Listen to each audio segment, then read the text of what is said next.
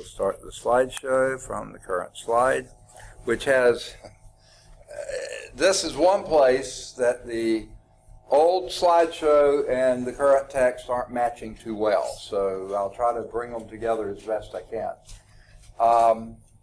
Before we get started on that, let me go over just a few things. Hopefully we'll finish chapter 3 today, and I have the test ready for you, and I'll pass these out to you by the end of class. So if you do need to leave early today, don't. No, I mean, I'll give you the test before you go, but please pick up the test before you leave. Let's see, are there any other things? Sorry about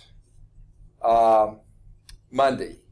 I guess y'all saw the emails or the announcements or Blackboard. Sunday morning, the dean sent the email. We're having interviews on tomorrow, in other words, Monday. Well, I don't usually even check emails that much on Sundays. I just happened to Sunday afternoon. I don't know if a rainstorm came up or something. So I went in and checked emails. There it was. Oh, goodness gracious. So I sent out the things just as soon as I heard. Did all of you get to see that before, or did some of you come? What's that? Some of you were here? Yeah. All of you were here? No, okay. You were skipping class anyway, huh? Yeah, I know. Okay, right. Okay. Okay. But I'm sorry. I wish I had been given more notice. I would have given y'all more notice. I would have told you the previous week, but nope. They didn't choose to do that. Okay, so as far as I know, things are going to be fairly normal for the rest, not normal, I mean, according to the schedule for the rest of the term for this class. Now, let me let you know this. Tuesday, I think I told you early in the term, my hematologist only sees patients on Tuesday mornings, and my appointment with him is scheduled for this coming Tuesday. Now, normally I'd be in class anyway, so that class, I'm already making up that class with them. But the appointment's at 8:40, meaning I've got to be there for blood work at 7:40, meaning I won't be on campus until I get back from the appointment.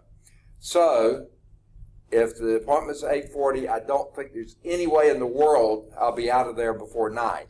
But if I am out by 9, then I hope to be back on campus by 9:45 or so, and normally my office hours start at 9:50. So I hope to be here by 9:50, but there's a real good chance if things get bogged down there and it takes too long or traffic or whatever, I might be a little later than 9:50 or 10 o'clock. But I'll try to get here as soon as I can. Okay? Oh, let me back up one. Like I said, I was making up the class. How I'm doing that, we had an extra 55 minutes yesterday, and we'll have an extra 55 minutes tomorrow. So normally my office hours on Thursdays, tomorrow would be 10 to 12. They're now 11 to 12 because I'm making up that half of the class for my differential equation students. So I will not be in the office from 10 to 11. I'll be up here teaching, but then once tomorrow's over with, I will have caught up. So that is a change of office hours for this week, okay? And let's see what else. Normally I'm here after 5:15 on Tuesdays and Thursdays. That's officially when I leave, but now I've got an event that's come up that I'm supposed to be at 5 o'clock. I can't possibly do that, so I'll leave right at 5:15 to try to get over to the thing, and that's going to be that way probably for the rest of the term, okay? So I won't be here late that I know of after 5:15 on Tuesday or Thursday. Okay, anything else? We have class this week. We have class next week, okay? And then I think it's finals, isn't it? It's awfully close to the end of the term. I thought finals, the last class was like the end of July, finals on August. On what? The first week of August? First week of August. Well, I'm not sure. okay, well, okay. So next week is the 17th. So maybe we'll have 2 more weeks. I was thinking we didn't, but maybe so. Okay, good. I was going to think, how in the world? Because we've already lost 2 weeks, if you think about it. Memorial Day, that day I had to be in New Orleans when the vice president wanted to go to a wedding and didn't want to go to meetings in Atlanta on Friday, Saturday. He wanted to go to New Orleans on Monday, Tuesday. Well, who cares about classes? He had a wedding to go to that weekend in New Orleans, so he got the school to pay for it. So I had to miss class. Sorry about that. Then this governor decided, well, let's take Monday, the July 3rd off too. So there was the third Monday we lost, and then last Monday when the dean decided she wanted to take leave yesterday, so let's have the interviews on Monday. Thank you very much. She already knew my schedule. I'd be missing 3 classes, but didn't matter. So classes aren't important to administrators. Weekends, that kind of stuff. That's what's important. So, sorry about that. Ooh, okay, I'm recording this too. Okay. Is the big ear here all? Okay. Now, so maybe we will have time to finish most of what we need to. I hate to send you back to your home institutions without having covered everything we need to cover. So, without talking anymore, let's go on and get started. And again, like I said, Davis is here. Okay? And all right.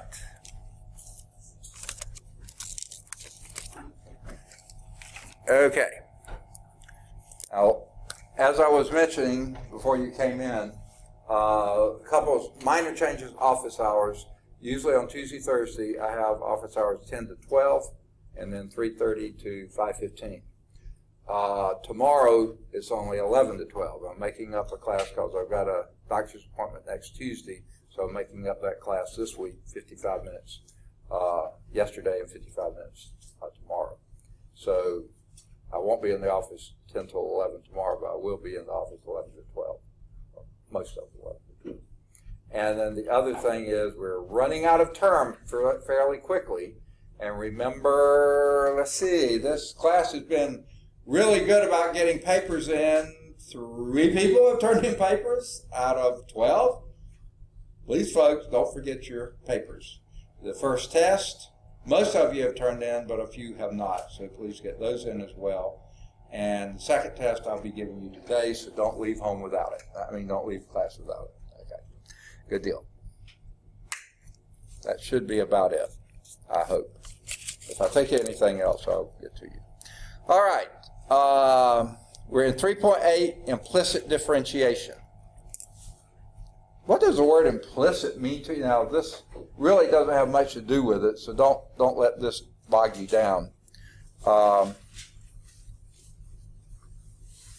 What does implicit mean? Or what's it opposed to? What's the opposite of implicit? Say again? Implicit? Is that what you said? Explicit. If you say something explicit, it's sort of like to state something or to imply something. Implicit. An implied derivative. Okay? Explicit differentiation, you're given a function, you take the derivative of it, right? Implicit differentiation is for cases where you can't do that. Here's an example. We want to get the derivative. I meant to ask, are there any questions on anything before we get started? Sorry, should have done that first. Okay. All right. What we want to find is dy dx. That's one way of expressing a derivative, right? We want to find that for, let's say, this equation. Y is equal to x cubed plus 1. What is dy dx?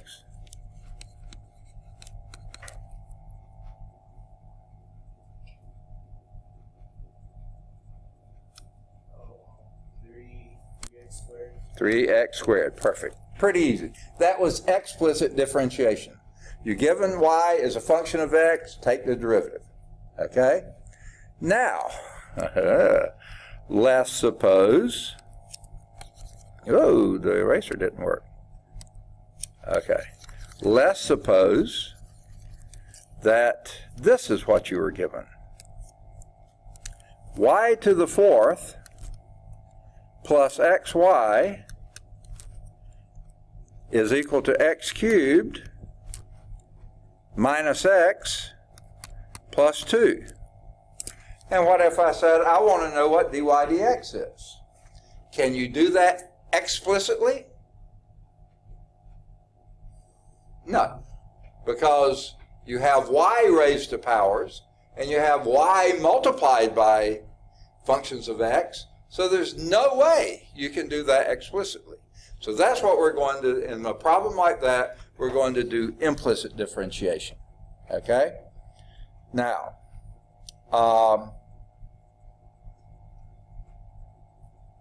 and I can't believe that there's this big a change. I hate to do this, but I'm going to back off just a moment here. I started to do this before, but I thought, no, this is right. Let me try something here. I wish they had titles on these things rather than just numbers. Because we did a section they didn't do, I'm wondering if this isn't somewhere else. But some things that were in that section we're doing in this section. So, like I said, the slideshow is not matching the book right here. Slideshow is from a previous edition. Let me just see if maybe they numbered the section differently. Nope, that was chain rule. So we were right. Sorry about that. Let's see.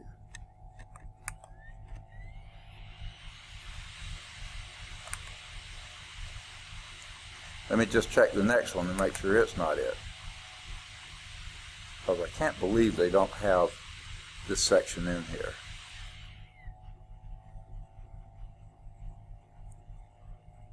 I can't read that.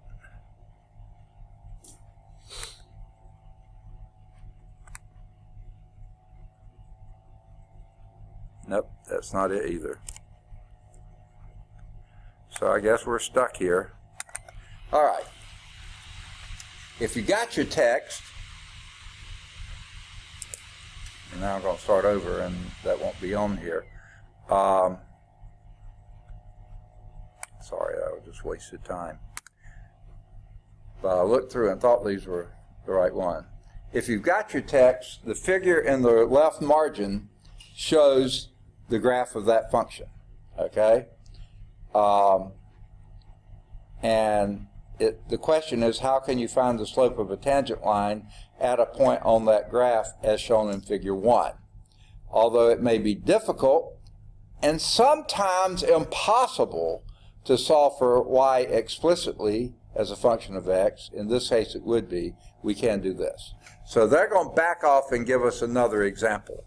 A little bit easier, but not too bad. How about this one? Now I've got to change my pen back again. Okay. X squared plus y squared is equal to 1. If I gave you that and said, what is the graph of that? Does anyone know?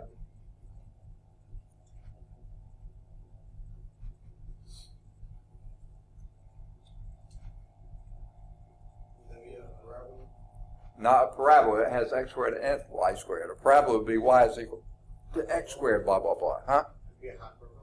No, that would be x squared minus y squared, or y squared minus x squared. That's closer, though. Oh, a circle. Oh, a circle! Yes, that's a circle of radius 1. Okay? So there would be a circle of radius 1. I don't draw circles too well. And centered at the origin, by the way. That's the other part of that. Okay? Now, pretty simple graph. We recognize it in everything. But what if we said, if I said, what is dy dx here? Okay? There are actually two ways you could do this. Okay? And I'm not going to do it the hard way. I'm going to show you the easy way. Okay? Don't y'all like easy? All right, good. Okay. So we're taking derivative of y with respect to x, understanding that y is a function of x. Okay? Okay? Now, let's take this form here. Let's first take the derivative of that first term with respect to x. What would that be? 2x plus, what would be the derivative of the second term?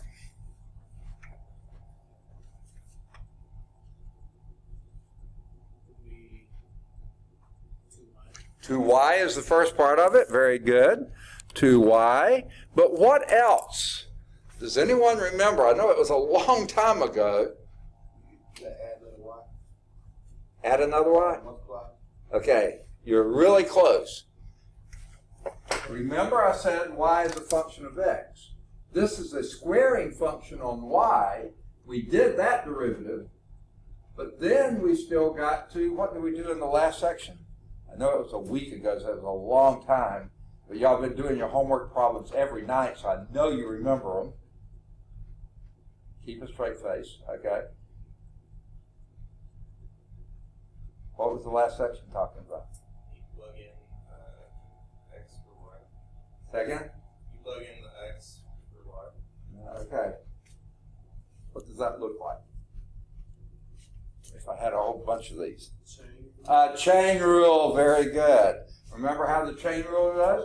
You do the outer function, 2y, derivative of that, times derivative of the inner function, derivative of the inner function is what? No, it's dy dx. Remember, y is a function of x, so it would be y prime, or dy dx. And then we take the derivative of 1, and what's it? 0, got that one, okay.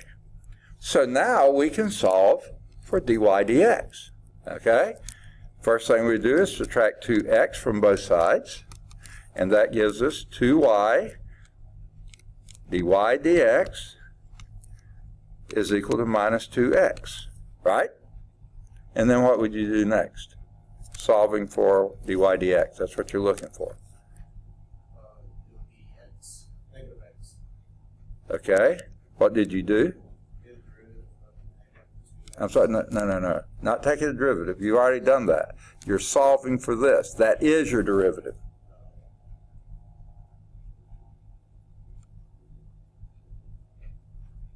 Oh, algebra is really hard, isn't it? We still subtract 2y. Say again? Subtract 2y together. Not, are those added? When you write 2y, dy, say again?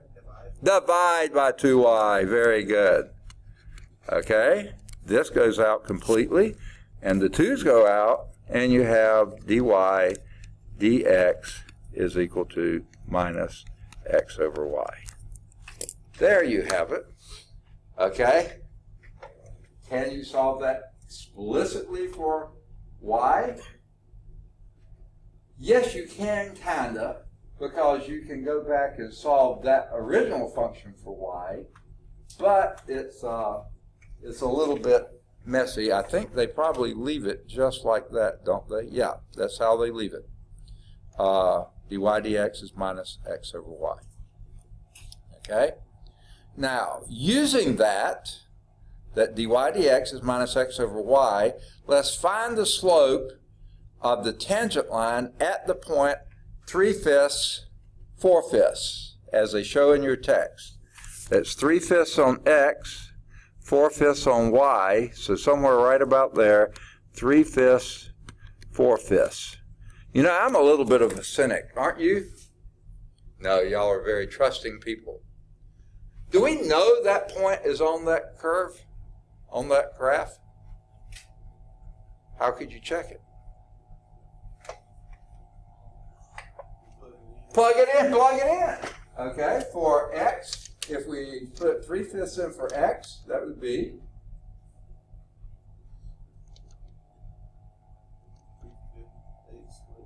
3/5 squared, which would be, oh boy, I have to use the black box or something, okay? Silver boxes. 3 squared is? And 5 squared is? Okay, 9/25 plus 4/5 squared. 16 25ths. Same denominator, so add your numerators, 9 plus 16. 25. 25 25ths is 1. So yes, we've got it. Very good. Okay?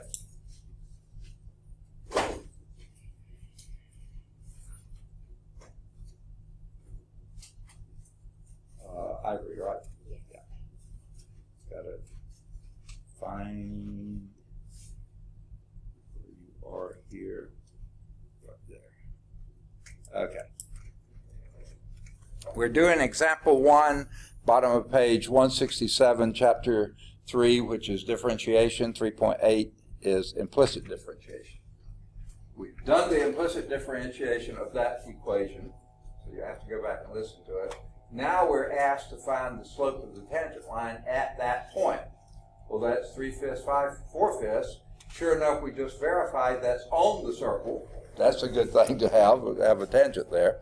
So how are we going to find the slope of the tangent line at that point? What is the slope of the tangent line represented by? One of those questions. Derivative, of course it is, okay? And we've already found the derivative right there, right? So how do we find the slope of the tangent line? Plug in. What do you get? Minus, your x value is 3/5 over 4/5. I can divide out or multiply out the 5s, right? And that would give you minus 3/4 or negative 0.75 if you prefer decimals, okay? That's what it asks for, okay? Slope of the tangent line. Now, you've got the graph in the book. Mine is not nearly so pretty as that. There is approximately the tangent line at that point. Does that look like a negative slope to you? No. What do negative slopes look like? Oh, yeah, okay. Being difficult this morning, okay.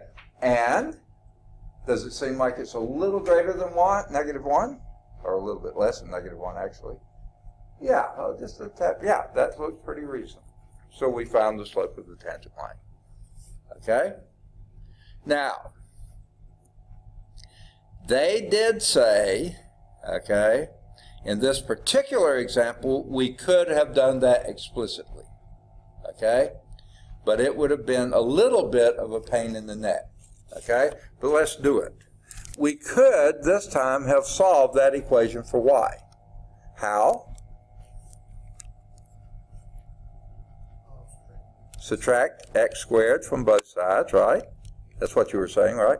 I thought so, okay. That gives you y squared is equal to 1 minus x squared. I don't really want y squared, I want y. Take a square root. So that would be y is equal to 1 minus x squared. Houston, we have a little bit of a problem here.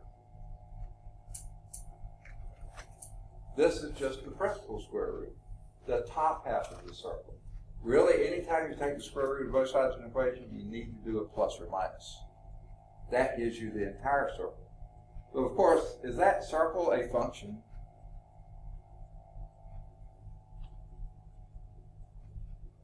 Why not? Vertical line test fails miserably, okay? So no, it's not a function. That's why the top half of the circle is plus the square root of 1 minus x squared, and the bottom half of the circle is minus the square root of 1 minus x squared. And since our point was the one on top, all we have to do is the derivative of that. Well, do you remember how to do the derivative of that? First thing I recommend, anyone want to make a guess? Yeah, write it in power form rather than radical form. So what would that be?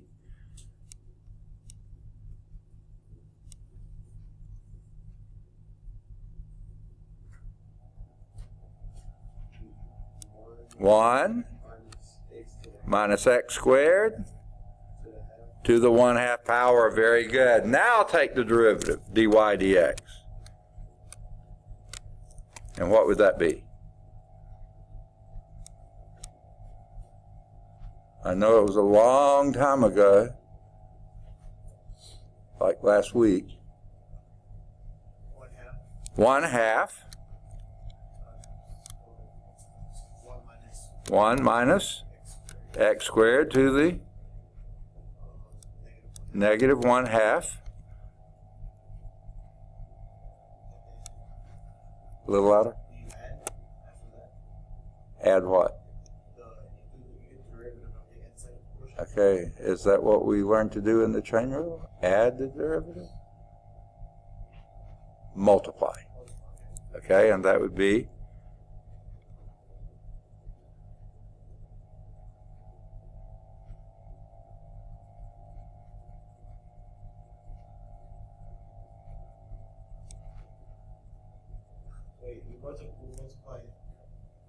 that thing there that you've got written there by, what's the derivative of the inside? Negative 2x. So multiply by negative 2x. Well, the 2's go out. The negative sign shows up. That's sort of good. Okay? And so we want to know what dy dx is when x equal 3/5. So let's plug it in. So it'll be a minus 3/5 over the square root of, I'm going back to radical notation now, 1 minus 3/5 squared. So it'll be a minus 3/5 over, how do we do that in the denominator?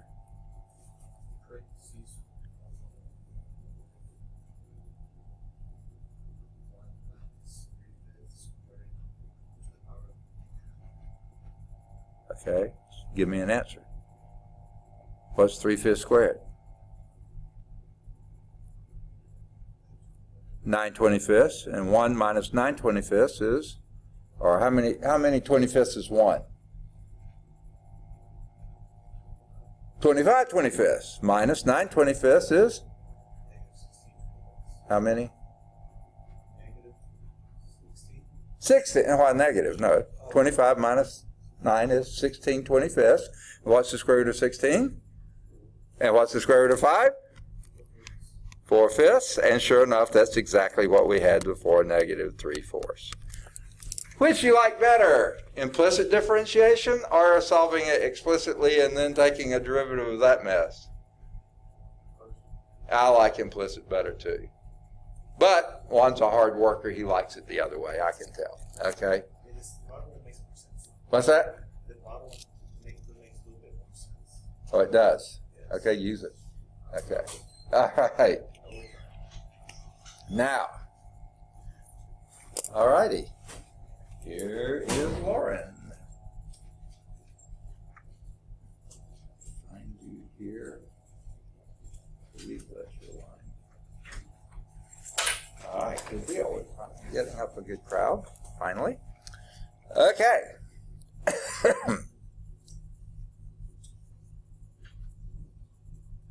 All right. And by the way, since your y is the square root of 1 minus x squared, right? And this is 1 over the square root of 1 minus x squared, right? This would be x minus x over y. Yeah, it's the same. Well, we got the same answer. Okay. It says, before presenting additional examples, let's examine again how the factor dy dx arises when we differentiate expressions involving y with respect to x. It would not appear if we were differentiating with respect to y, we're doing with respect to x. So let's do a few of those because they're so much fun, okay? But it's all fun, okay? How would you do d by dy, wow, of sine y? What would that be?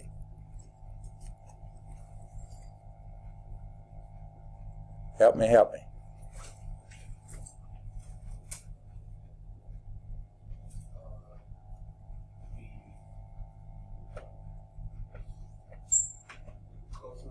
cosine y. And you don't need a dy in there because you're taking respect to y. So you're done. That's it. Okay? How about d by dx of sine y? What would that be? That's a pretty ugly sign. What would that be?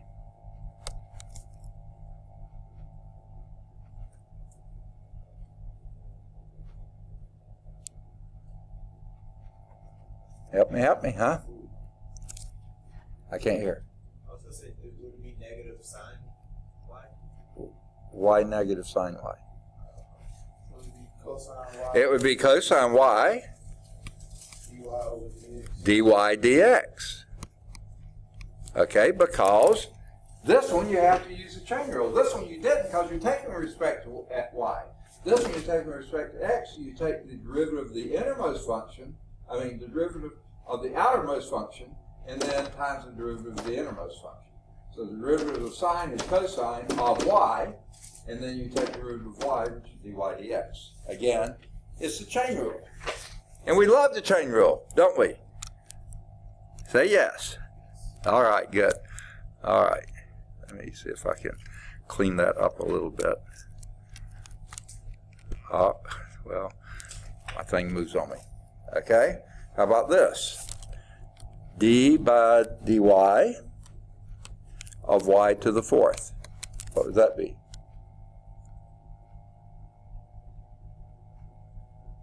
Or 4y cubed. And you're done because you're taking with respect to y. But if you're taking d by dx of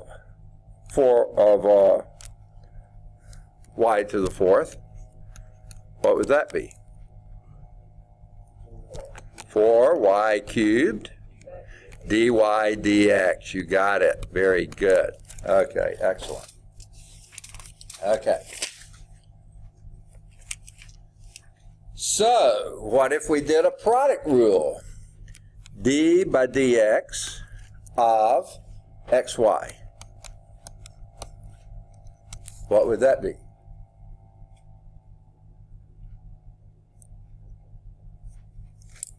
Remind me how the product rule works.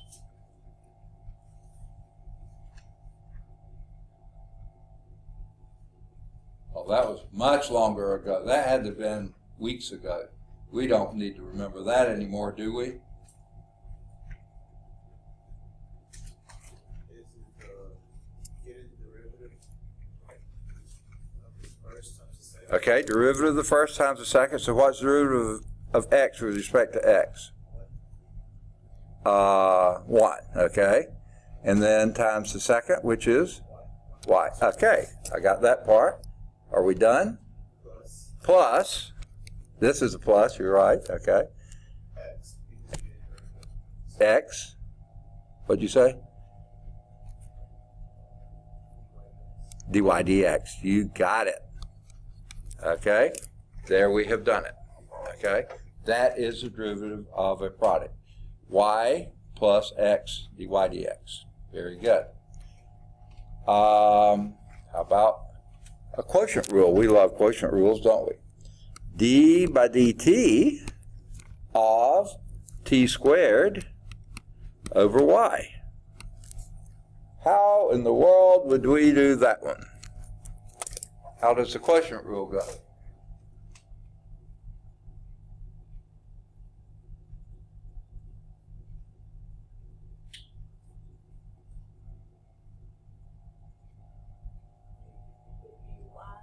Okay, your denominator first, low, so it'd be y. Second, dt, d high, so that would be, what's the derivative of t squared with respect to t? 2t, I'm going to put the 2 in front. Next.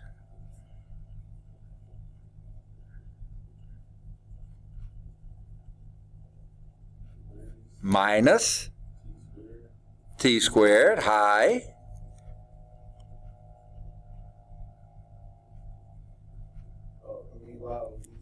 dy over dt, derivative, yeah, got it, over y squared. You did it. Way to go. All right.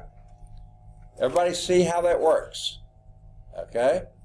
So let's do example 2. It's exactly where we started back a while back. Okay. So let's write it down. Find, okay, it's a little bit beyond what we did before. Find an equation of the tangent line at the point P11 on the curve in figure 1 of this. So we're looking for the slope, the equation of a tangent line. Let me write down what we're looking for. Okay. Okay.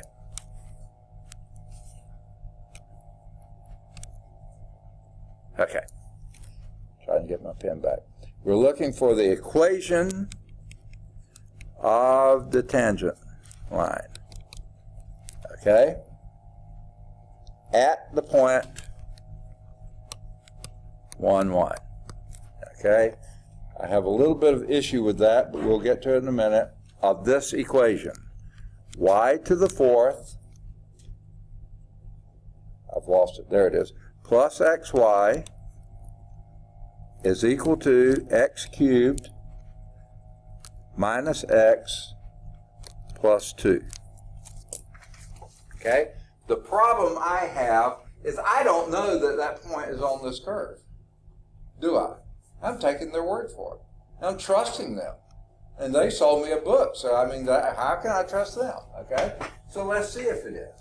Let's plug in 1 for x and 1 for y. So this would be 1 plus 1. Okay. High level math today. What's 1 plus 1?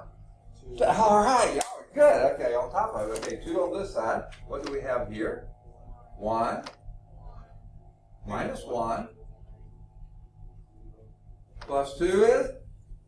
2. Yes. So it does work. That point is on the line. Okay. So now I feel better about it. How can I find the equation of the tangent line? What is that going to look like? Someone remind me. Y minus y1 m times x minus x1. That's what it's going to look like. Do we know anything in that yet? What are they? 1, 1. Okay, so we know it's going to be y minus 1 is equal to m times x minus 1. We know that much. What do we not know? Second? We don't know the slope. And what is the slope? It's one of those questions. The derivative, of course it is, dy dx, right? So we're going to have to find dy dx. So let's go about doing that. How do we do it?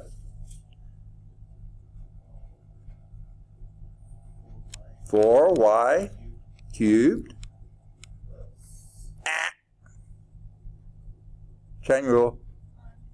Dy dx, right? Plus. Pretty exciting stuff, isn't it? Okay. So, okay. Y plus x. All right. Dy dx equal 3x squared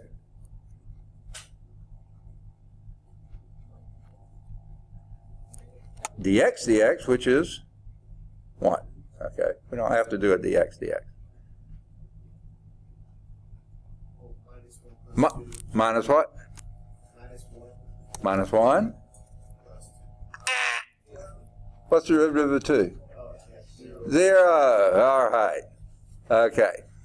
Now, what we sort of need to do is solve for your dy dx, isn't it? Because that's what we're looking for, right? We're looking for m, which is dy dx. That's what you told me, right? So we got to get this in terms of dy dx. So what I'm going to do is keep all my terms of dy dx on one side and move all the ones without dy dx to the other side. So how would I do that?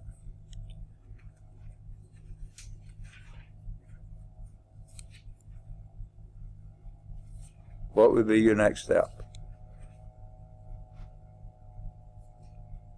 This term has a dy dx in it. That term has a dy dx in it. Yes, how do we do that? Subtract y from both sides. So now we have 4y cubed dy dx. That goes to 0. Plus x dy dx is equal to 3x squared minus 1 minus y.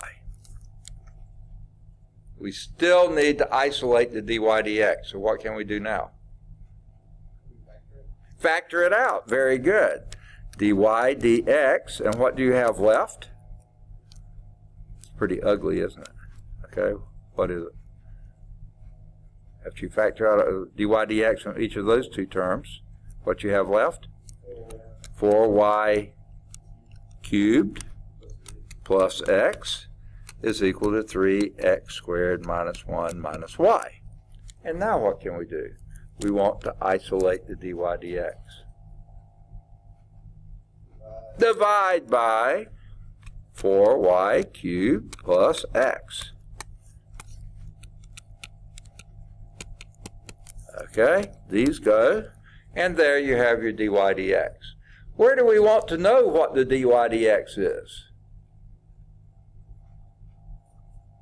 At what point? 1, 1. So let's plug in and see what it is. So what we want is dy dx at p 1, 1. And that would be what?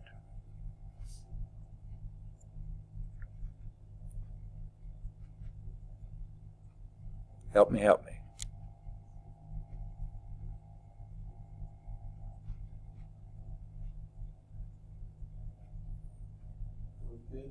Second? Okay, 1 in the numerator because it's 3 minus 1 minus 1. That would be 1. And then in the denominator you have 4 plus 1, 5. Yeah, 1/5. So now what can we do? Plug it in. This is your m, so plug it in up here. Y minus 1 is equal to 1/5 times x minus 1. Now that's a perfectly good form. If you wanted to put it in slope-intercept form, you could say y minus 1 is equal to 1/5 x minus 1/5. Then you could, add 1 to both sides, and that would be adding 5/5 to both sides. So that would give you y is equal to 1/5 x plus 4/5. That would be one perfectly good way to write it. Another way would be to multiply everything by 5. If you don't like fractions, that would give you 5y is equal to x plus 4. And then you could write that as x minus 5y is equal to minus 4. If you like that form better. Any one of those forms will work. I don't care which one is the book looking for.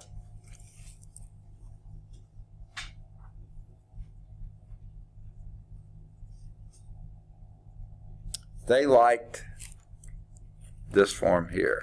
Y is equal to 1/5 x. They liked them both. They liked, well, no, they didn't. Yeah, they did. They wrote this form down or that form down. Y minus 1 is equal to 1/5 times x minus 1. That's just plugging in. Or when you simplify it a little bit, you get y is equal to 1/5 x plus 4/5. Good deal. You see how they got it? Make sense? Okay. Now, I wish the slide set matched the book. It doesn't right here. What they did here was take that curve, and you can flip back a page if you got a book. That curve was the one at the top of page 167. They showed the point 1, 1 on it, and they drew a tangent line, and sure enough, that tangent line appears to have a very gradual slope, 1/5, and it does seem to intersect maybe somewhere around 4/5. They don't put a 1 in there, but it looks about right. So I would say that they got it pretty well drawn. So what they did at the bottom of that, of the next page, 168, they took that graph, and since I don't have a picture of it, I don't think I do, I looked through and didn't see one.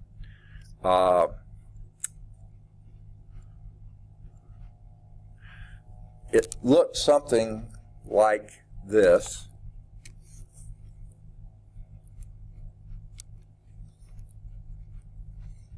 And they took that point right there, the farthest point to the left, used that as a broken point, and did your slope here, wherever it was, like here, and that was at the point 1, 1. There was another point down here, 1 something else, that would have had a different slope, because you would have had something else to plug in. But at the point 1, 1, that was your slope. So sometimes you can do that. Sometimes you can't. Okay. That would have been a very difficult problem to have done explicitly. Implicit, the way to go. All right. Now, I think this next graph shows up somewhere here. So let me see if I can find it.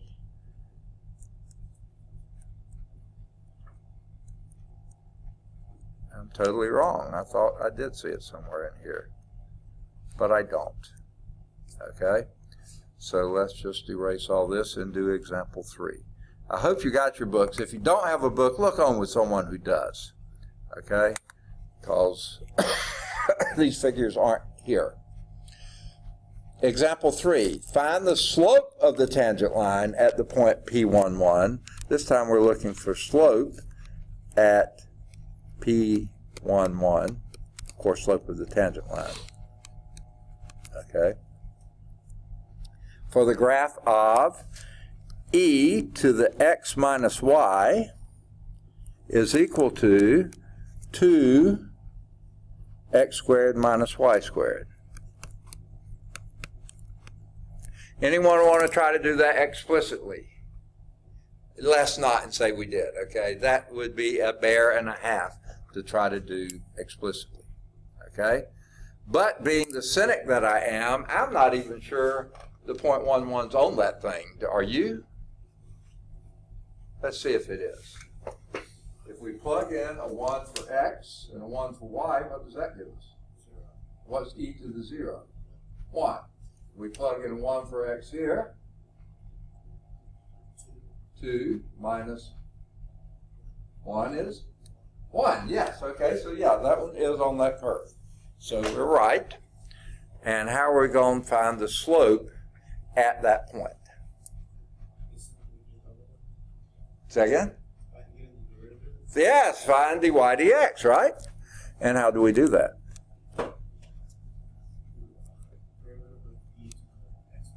Okay, that'd be e to the x minus y, because the derivative of e to x minus y is e to x minus y. I love derivative e's, don't you?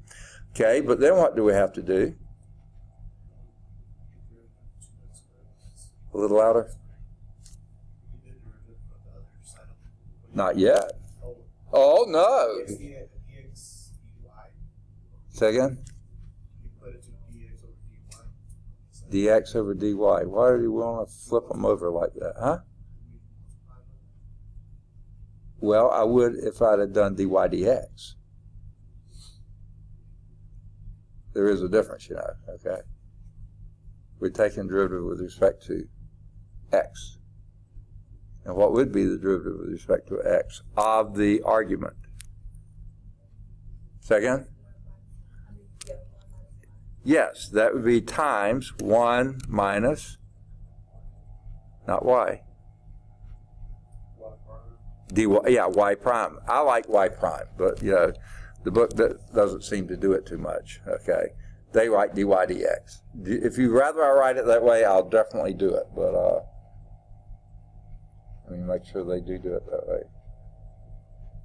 No, they did y prime, didn't they? Okay, good. Is equal to 4x, very good, minus 2y,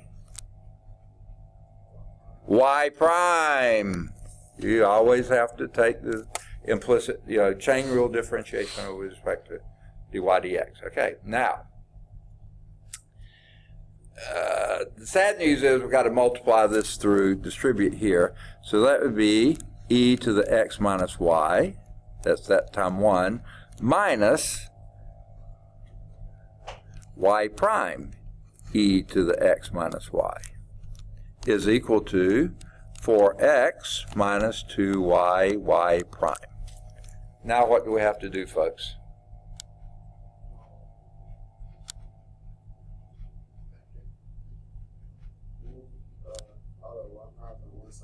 Yeah, we're looking for y prime. That's what we're looking for. The slope of, so that means the y prime. The slope is dy, or y prime. Let's just call it y prime, okay? At that point. So we need to get all our y primes together and everything without a y prime on the other side. So what are you going to do? You tell me. You're right, get them all together. How do you do it? Add 2y, y prime to both sides. Okay. Anything else? Subtract what? E to the x minus y from both sides. Okay. These go out. Those go out. They've been dating. Never mind. Okay. So this will give you, can I go on and factor now? One was wanting to a long time ago, but now we can. So let's go on and do it. Let's factor out the y prime. And what do we have left? 2y minus e to the x minus y is equal to 4x minus e to the x minus y. We are looking for that y prime because that is going to be our slope of the tangent line, right? So what do we do now? Divide by 2y minus e to the x minus y. Divide this side by 2y minus e to the x minus y. Okay? These go out. There's our y prime. So where do we want that y prime? At 1, 1. So y prime at 1, 1 would be what?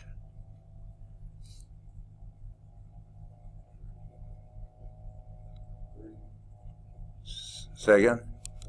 Okay, 3 in the numerator because it would be 4 minus e to the 0 would be 1. That would be a 3. Good. Say again? Over 1, so that's just going to be 3. Very good. He was already on top of it. The slope of that is 3. If you look at the picture in your text, you'll see, sure enough, that point 1, 1 is on that curve, and the slope is pretty distinctly positive, plus 3, and there it goes. It didn't ask for a slope, the equation of the tangent line, just slope of the tangent line. All right. That was fun. They're all fun. Okay, let's do another one. Okay.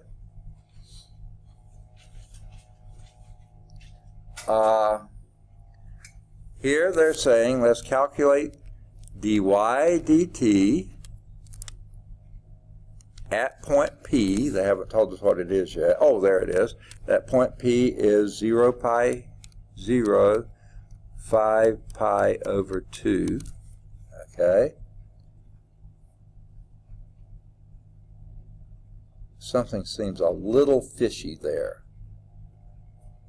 Oh, okay. That may be okay after all. Okay.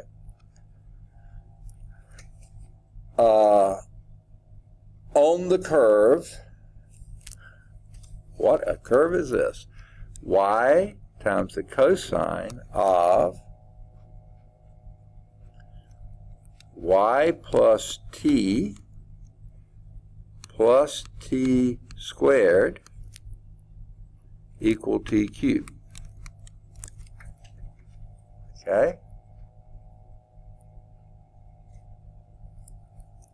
And we want dy, this is what we're looking for, given that equation. What are we going to do here, folks?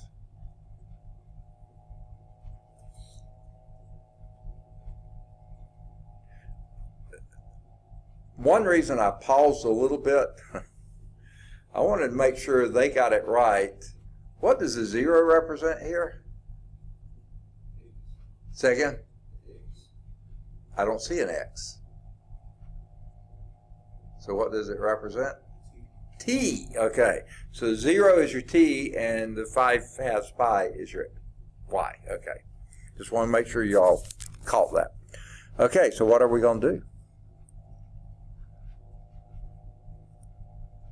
What are we going to do?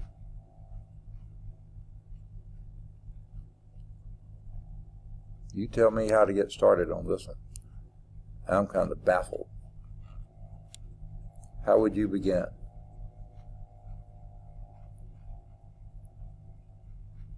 Would you begin? Say again?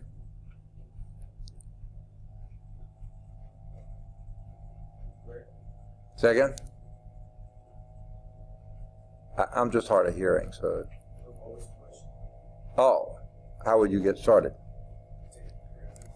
How? Oh, that's what you said, derivative. Good answer. Okay. Okay. How would you do that? Let's start with the left-hand side. What kind of setup have you got there? Say again? Negative sin y. Okay. So you're going to do a product rule, I take it, right? Okay, I thought that's what you said. Okay, and the product rule said the first, which is y, times derivative of the second, which is minus sine, you're absolutely right, of what? Y plus t squared. Exactly that, but then what do we have to do? Say again? Multiply by? Okay. Okay. You're doing derivative of the inside with respect to t. So what's the derivative of y with respect to t? Or dy dt. Since they wrote it that way, I'm going to write it that way. dt. Continue. Plus 1 plus 2t. Okay? That was the first times the derivative of the second. Now what do you have to do?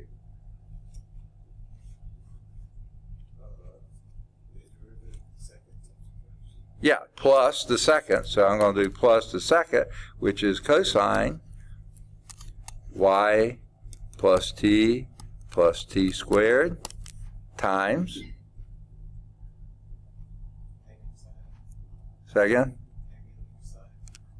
Whoa, no, derivative of the first. This is the second times derivative of the first, right? There's your first, there's your second. Okay, 1 what?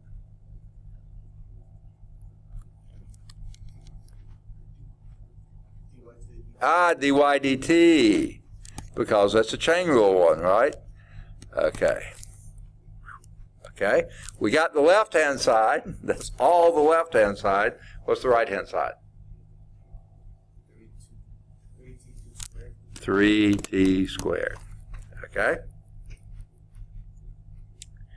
Now, oh, what a tangled web we weave. Okay.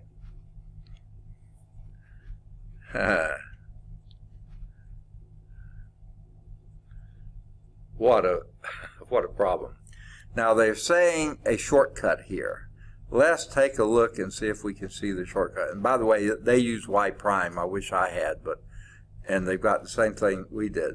It said we could continue to solve for y prime, which is what we did before, but that's not necessarily. Instead, let's substitute now what we've got and come up with whatever answer we have. We don't have to take it all the way to y prime, dy dx, dy dt. But let's just start our substitution now, because as soon as we finish, we're going to substitute anyway, right? So we substitute this for t and this for y. So tell me what to write down. Starting right there. Okay, go. Minus, I'll say the minus, okay? Tell me what to write down. What is your y? 5 pi over 2 times the sine of 5 pi over 2 plus, all right, I like it, okay? Times, and we don't know what dy dt is, that's what we're looking for, so just write that down, plus 1 plus, say again? Yeah, it's a 0, okay? That's not as bad as I was afraid. Plus, okay.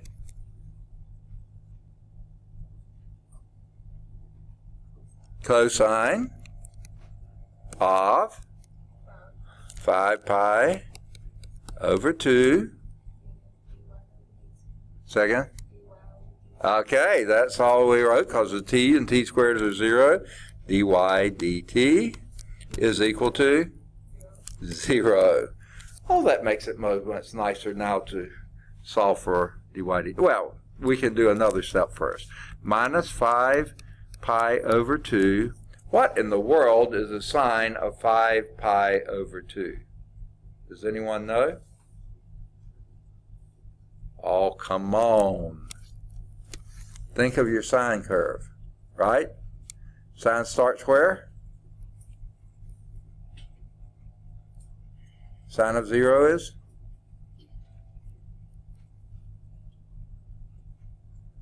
I'm going to tell you a trick, teacher. Okay. Huh?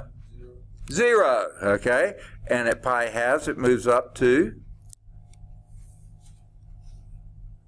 Say again? 1. Okay, this is 1. And at pi, it moves to 0. At 3 halves pi, it goes to -1. At 2 pi, back to 0. And at the next one, which is 5 pi over 2, it's where? Back to 1 again. So that's just 1. So that's minus 5 halves pi times 1 times dy dt plus 1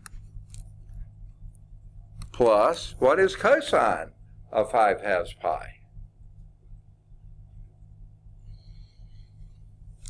Give me another color. Red, okay? All right. What is cosine at 0? 1. At pi halves? 0. At pi? -1. At 3 halves pi? 0. At 2 pi? 1. And at 5 halves pi? 0. So this term is 0. Oh my, that makes the whole problem easier, doesn't it? Oh, we don't like it easy, do we? All right, be a little lazy. Okay. And this thing is equal to 0 because that term is all 0. Okay? Now this says that minus 5 pi over 2 y prime minus 5 pi over 2 is equal to 0. So how do we solve that?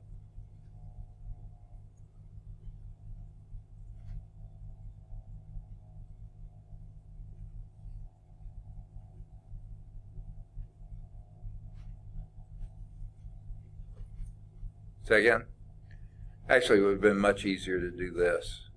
It feels like it's cheating, but it's true. We could have just divided out this, right? Right? Divide it away. All right, Tia decided to grace us with her presence today. Okay. We're still missing Ricky, which I think this is maybe the second day she's missed off. I think yeah, she may have missed before. She's usually sitting right there when I come in the room. So we're missing Ricky. We're missing Shakina. She told me she'd be absent. She is the student bookstore manager on the Birmingham campus, and her boss was going to be out today. So she said she wouldn't be here today at all. So that's why she's not here. She has to be in charge of the bookstore there. Jasmine Nobles was still missing. So that's all. Okay. Glad y'all made it. Okay. So if we just divided those away, that disappears and becomes 0 still. And then you have dy dt plus 1 is equal to 0. Can anyone tell me what dy dt is then? Not 1. Negative 1. Subtract 1 from both sides. So dy dt at the point 0, 5 pi over 2 is going to be negative 1. Okay? Now they do show the picture in the text, and it's a little bit of a deceiving picture. Does anyone see why? That doesn't look like a -1 slope. It does look like a minus slope, but it doesn't seem steep enough. But what do you have to pay attention to then? The scale of your graph. Look at 1 unit that way is 5 units that way. So that's why it doesn't look like a -1 slope, but it is negative, and that's what you get. So y prime is -1. Got it. Okay. Now,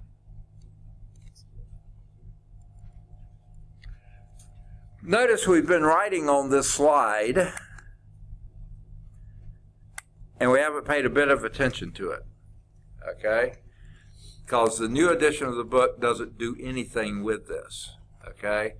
But since it's on the slide, I'll point it out to you, okay? It's not something I would ever try to go back and memorize, but it's saying the derivative of an inverse of a function, assume that f of x is differentiable, and 1-to-1 with its inverse g of x, which is inverse of f of x. They've got to be 1-to-1 or else you can't take an inverse, right?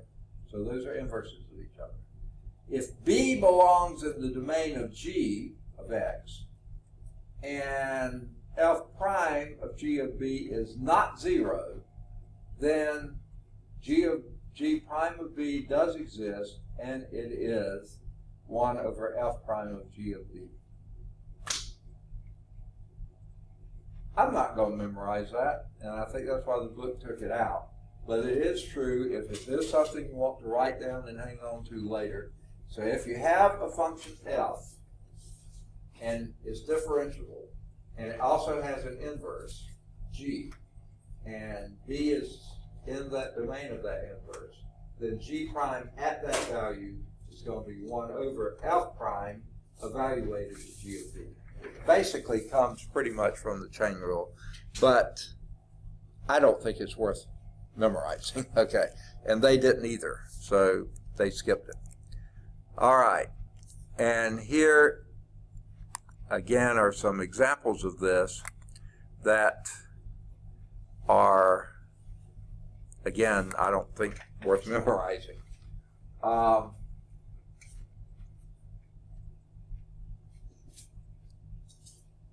If L has a slope of m, then its reflection across the identity function, y is equal to x, has a slope of 1 over m. Okay? Now, a couple of things. You know if this is an inverse of that, then if this has a point AB, this has a point BA. This has a point CD, this has a point DC. Well, the slope of this would be B minus D over A minus C. The slope of this one would be A minus C over B minus D. Well, guess what? Those are inverses of each other. Now, this is not to be confused with, I don't know if y'all remember this back from algebra, that the slope of a line that's perpendicular, if you know this graph has a slope of m, the perpendicular line would be minus 1 over m, negative reciprocal. This is just a reciprocal. Inverse functions have reciprocal slopes, evaluated in the same place. And that's what this is saying. This is y is equal to f of x, and this is g, y is equal to g of x, and they are inverse functions of each other. And it looks like this could be a, say, a log function, that could be an exponential function, or something like that. It doesn't have to be. Again, these points are inverses of each other, versus symbols of each other, and the slope here and the slope there. That's what they're related to.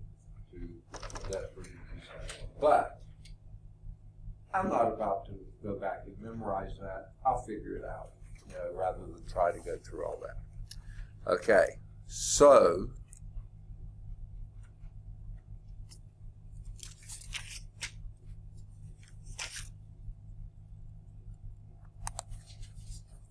this is just another example of that, but our text doesn't do it, so it's really not worth it. Let me make sure our text doesn't do it. No. Okay. So you can play with that if you want to. X plus e to the x, and if g is the inverse function of that, then you would, that's just how you graph it. I would just take the inverse and graph it. I mean, I don't see any reason to try to memorize a formula to do it. Just do it. Okay. Now, that, though, they think is helpful for doing derivatives of inverse sine and cosine functions. And that is in your text. And rather than going through all that to get there, they just give it to you. Okay? Now, do I memorize this? No, if I ever need it, I'll look it up. Okay? I don't see any point. I'm not a memorizer. I detest memorization. Okay? So if you like to, go for it. But that's one reason I guess I didn't go into medicine, because it seems like to me, or law, it seems like they just memorize so much stuff. And I think, no, I'm not interested in doing that. I don't have the skills for doing that. Okay? But these are the equations for them if you ever need them. Okay? If you ever need them, look them up. Okay? I don't want you to memorize. Here's the deal. Let's say that you work for me. I own the business, and you work for me. And I said, I need you to do this, and it involves taking a derivative of an inverse function. Do I want you to write down what you memorized from Cal 1 way back in 2017? No, I'm not going to trust your memory. I want you to look it up. Okay? And that's what you would do on the job. You'd look it up. I hope you would. That's what I would do. Even if I know the answer, I'm going to look it up and make sure I didn't get a sign wrong or something like that. So if you need them, look them up. That's my take on it. Okay. Now, there are some little ways that you can do this, and to me, this is a lot better than a memorization. Okay? All right.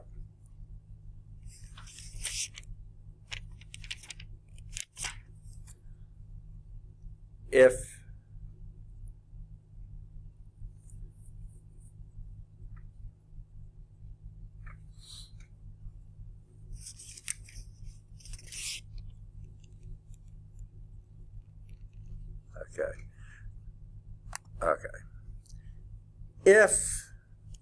and this is part of the proof of it, I think, okay?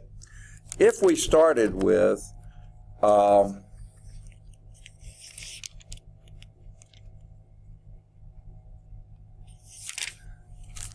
y is equal to the inverse sine or arc sine of x. If that's where we started, okay, here's where I would go with it. I wouldn't use a formula or anything else. This is what I would do. I would rewrite this not of inverse functions. How would you rewrite that without using an inverse function? What is this equivalent to?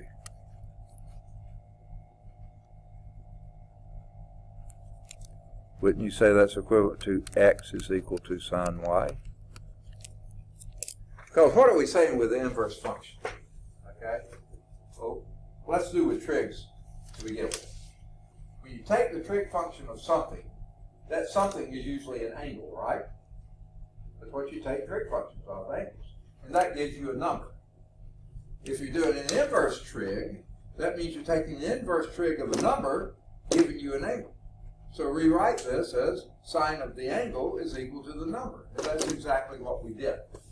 Now, if you knew that was the case, if this then is y, the angle, then the sine is opposite over hypotenuse, which would be x over 1. Okay? What would this side over here be? By Pythagorean theorem, it would be the square root of 1 minus x squared. Right? So there's the right triangle that you get from this. And if you were then taking derivative of y, which in this case is your angle theta, if you're taking the derivative of that, that would be, well, you can proceed from there. Derivative of sine is cosine, and the cosine would be this over the other. So you could get everything you needed from that triangle pretty much. So let's look at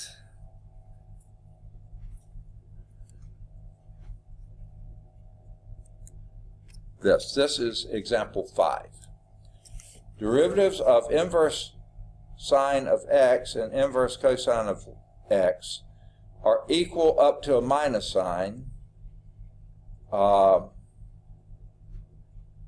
the, if you go back here, derivative of inverse sine is the same as derivative of inverse cosine except for the minus sign, right? Okay, from those two formulas. I mean, look at them. They're good up to the minus sign. They're exactly the same except cosine has a negative, sine has a plus. Okay? So, that's how they started this. Explain this by proving that the inverse sine of x plus the inverse sine of y, the inverse cosine of x is equal to pi halves. Okay?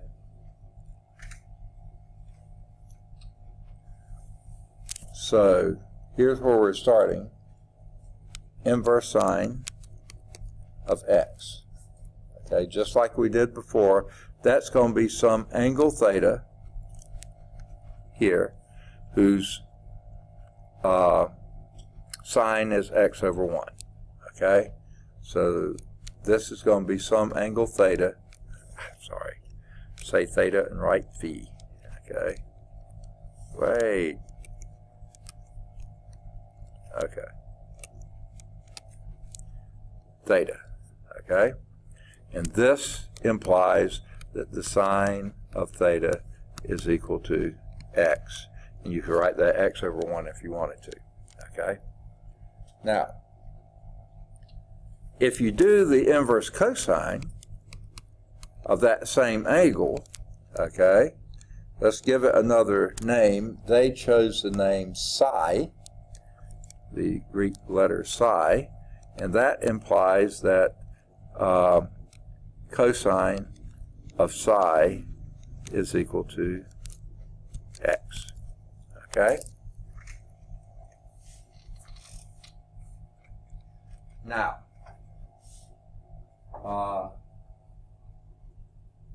for that to be true, psi would have to be this angle right up here, because cosine of this angle is adjacent to our hypotenuse, right? So that would be x over 1. So that's your same triangle there. Well, that makes these two angles what?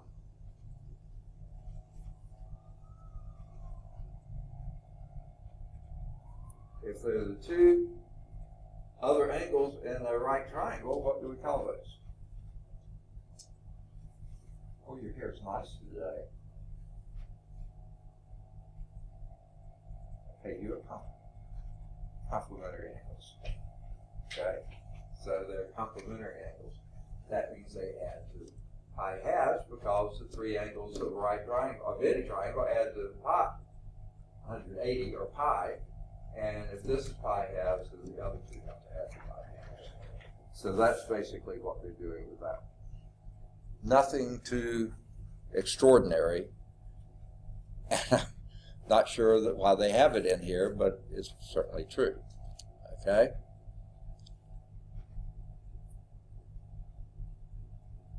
All right. That's from the figure. What I was trying to figure out is how in the world would they use the, well, you wouldn't use the formula for it. Okay?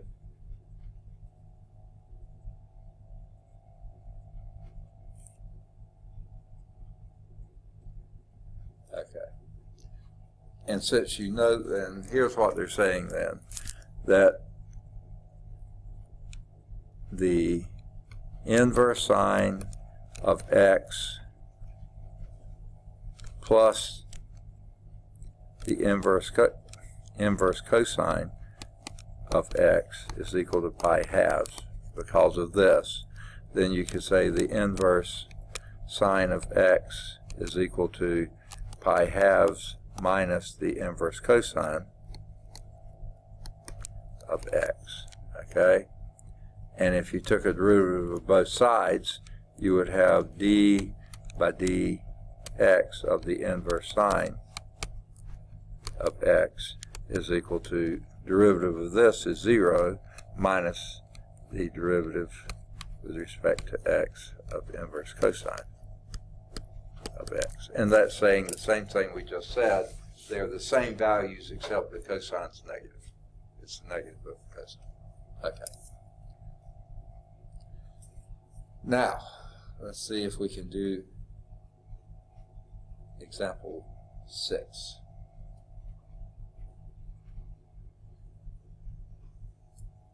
Okay. I don't think we have a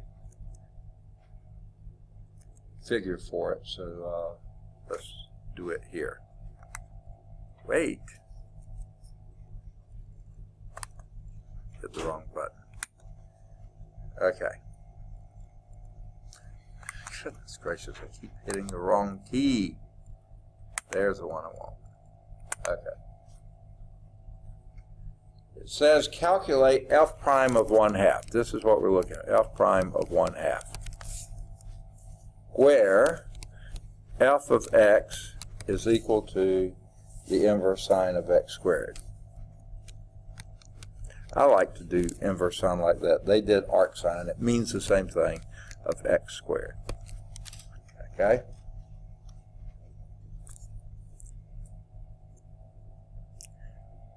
Well, either remember the formula or look it up. I don't care which. What is f prime of x?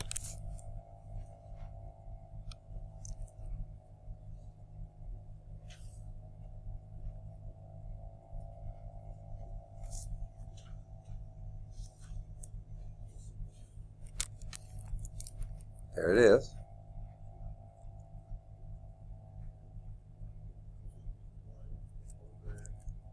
Okay. What do you say? 1 over the square root of? But it's x squared squared. So that'd be x to the 4th, right? But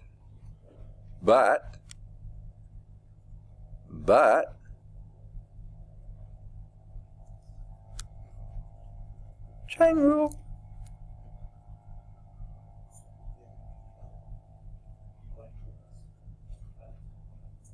Say that again.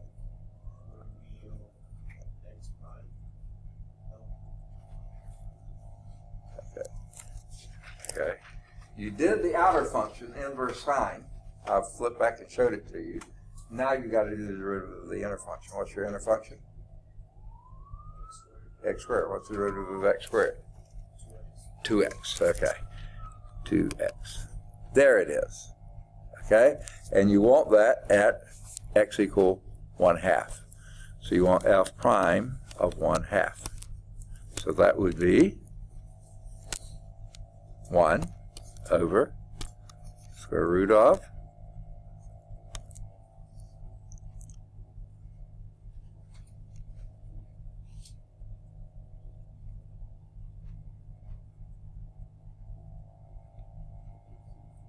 second? Yeah, but x is 1/2.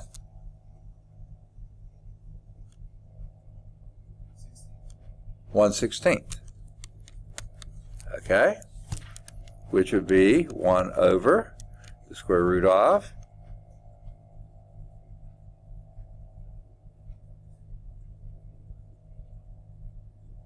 what is 1 16ths? That would be 15/16.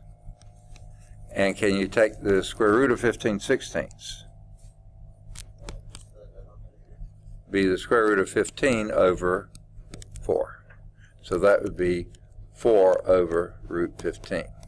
And I'm perfectly happy with that answer, but if they want to write it and rationalize the denominator, it'd be 4 root 15 over 15. Whatever. Let's see what they do with it. Yes, they left it as 4 over root 15. Good for them. Okay. Make sense? Don't forget the chain rule. Okay? Got it? Okay. The next slide gives you the derivatives of your other inverse trigonometric functions. Now these I do think you should memorize, don't you think? No, I don't. If you want to, you certainly can. But you'll see some similarities. Sine and cosine were exactly the same except for a minus sign. Inverse tangent and inverse cotangent are exactly the same except for a minus sign. Inverse secant and inverse cosecant are exactly the same except for the minus sign. Okay? Those that are sines, tangents, secants, the inverses, those are positive. The ones that are the cofunctions, cosine, cotangent, and cosecant, they are the negatives. That's the only thing I tend to try to remember with this. But derivative of inverse tangent is 1 over x squared plus 1, and so that would just be the negative of it. Inverse secant is absolute value x, 1 over absolute value x, times absolute square root of x squared minus 1. Now,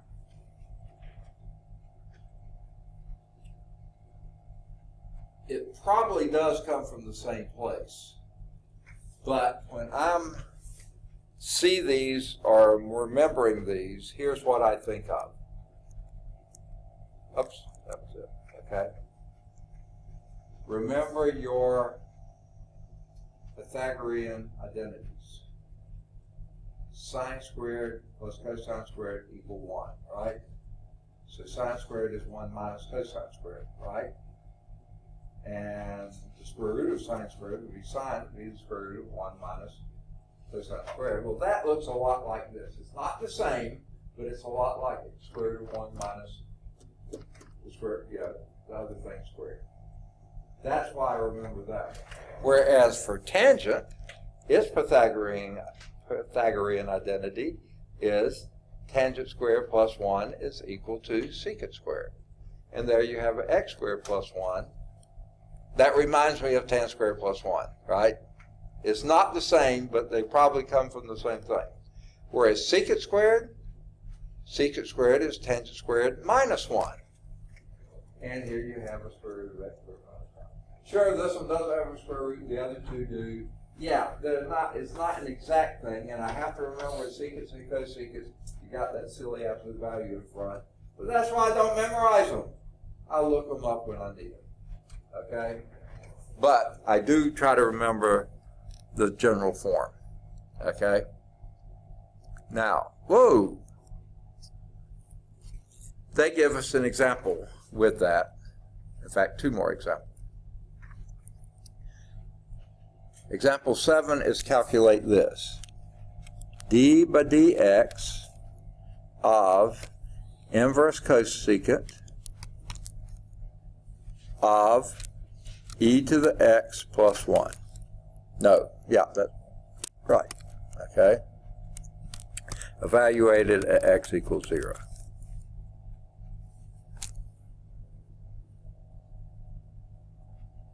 That gives me sort of a queasy feeling just off the top, but I think we're okay. Okay. Need one more parenthesis there. Okay. Do I memorize that? No, I look it up. Oh, there it is on this page. So here we'll write it down.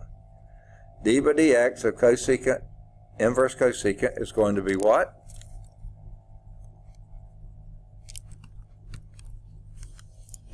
Negative, very good. 1 over absolute value of, yeah, but it's not x, it's, say again, yeah, but it's what follows the cosecant. Inverse cosecant is x here, it's e to the x plus 1 here, right? So that'll be absolute value of e to the x plus 1. Okay, I'll come back to that in a minute. Times the square root of, say it again. Yes, this thing squared. This drives me nuts. It writes it and then it erases it. Okay, square root of e to the x plus 1 squared minus 1. Oh, one of my favorite expressions. Okay. Right? Now, oh, we still got something else to do, don't we?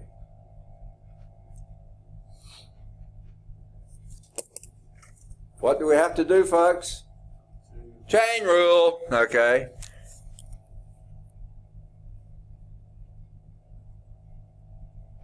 What does the chain rule tell you?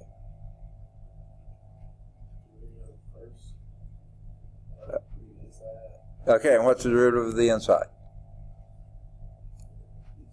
E to the x. So instead of 1, that'll be e to the x in the numerator.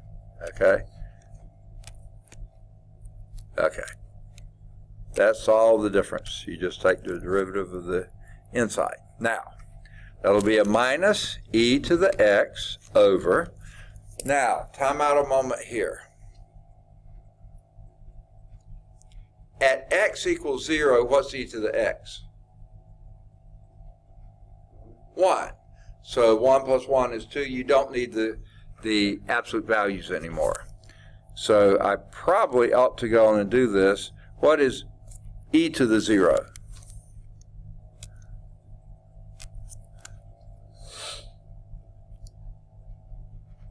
What is e to the 0?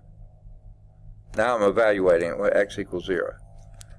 That's 1. So now I go back to putting my 1 there. So that would be 1 over, and what did you say?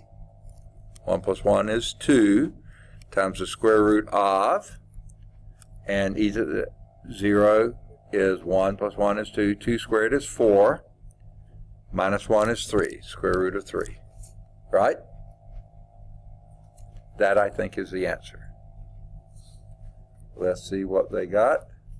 Negative 1 over 2 root 3. Cha-ching. So once you got it figured out, then you can plug back into x. Okay? Now, this is not something to do with inverse trig functions again, but I'm going to use this slide to do it. Example 8 is find a formula for d2y dx squared if y is defined implicitly as a function of x by x squared plus 4y squared equals 7. Now, I'm real tempted to ask you what that shape is, but I don't know if any of you know it. Do you? Would it also be a circle? No, it wouldn't. Okay? If those coefficients were the same, it would be. But they're not. They're different. Would it be ellipse? Say again? The ellipse? Ellipse, exactly. You flatten that circle a little bit because the y, yeah, you got it exactly. Okay, good deal. Okay, so you want to find the formula for the second derivative of that function. So how are we going to do that? Help me, help me.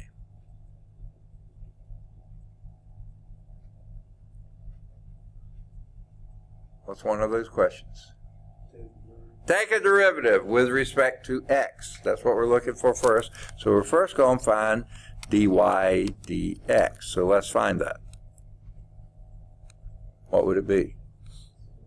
2x plus 8y dy dx is equal to 0. Very good. Now solve that for dy dx, right? And how do we do that? Say again? You may have said it right, I just didn't hear. Okay, somebody say something. Subtract 2x from both sides. And that gives you an 8y dy dx is equal to minus 2x, because these go away. Okay? Now what?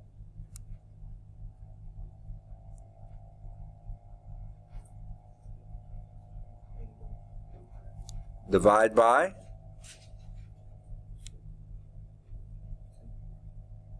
No. We want to solve for dy dx.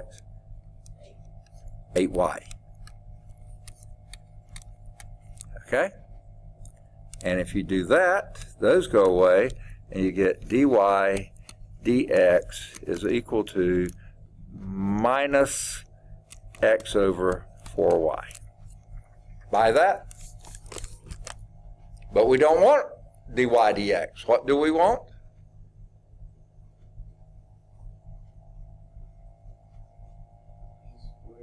Yeah, so you got to take a derivative again. So let's do that. d2y dx squared, which is basically a d by dx of that, right? And what would that be? Oh, what kind of rule do we have going here? Quotient rule, and how does that go?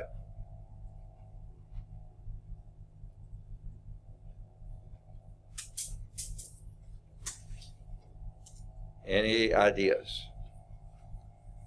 What would you do first? Second?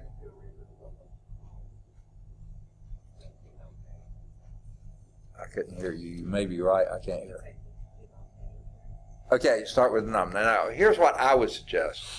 That minus sign is sort of messing with things. So what I want to do is just take it outside and do everything as if we got that other. Okay, and that's where I'd start with the denominator. What is your low?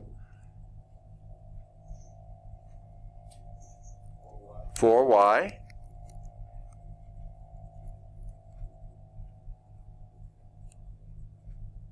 D high is?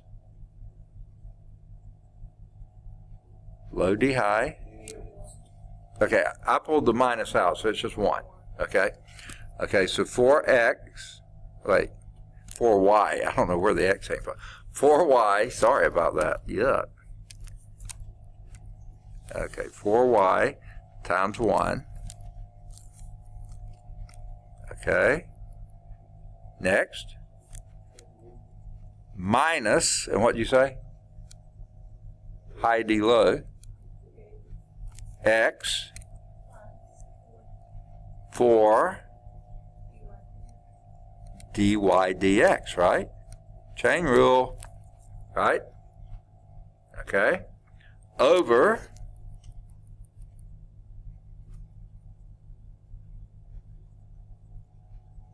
what?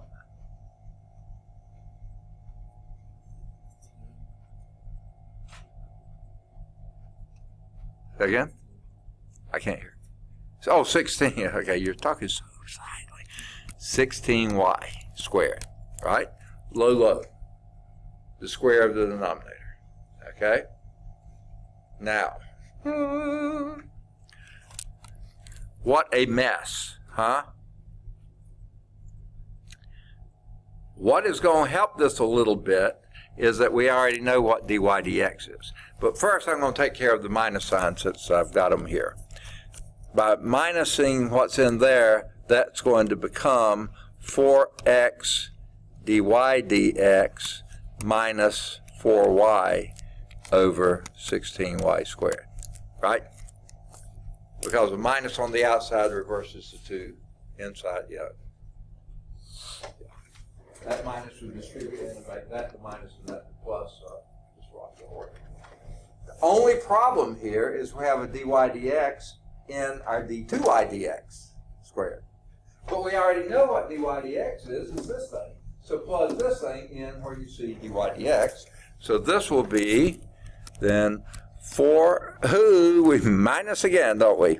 I shouldn't have done anything. 4x times a minus x over 4y minus 4y over 16y squared.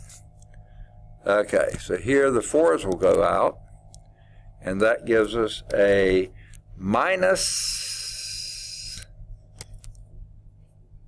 x squared over y minus 4y over 16y squared. Now that, to me, is a perfectly fine answer. Let's see if they do something else with it, don't they? Yuck. All right. What they do, they put this over a least common denominator, which is y, which makes that a y squared, right? Okay. So,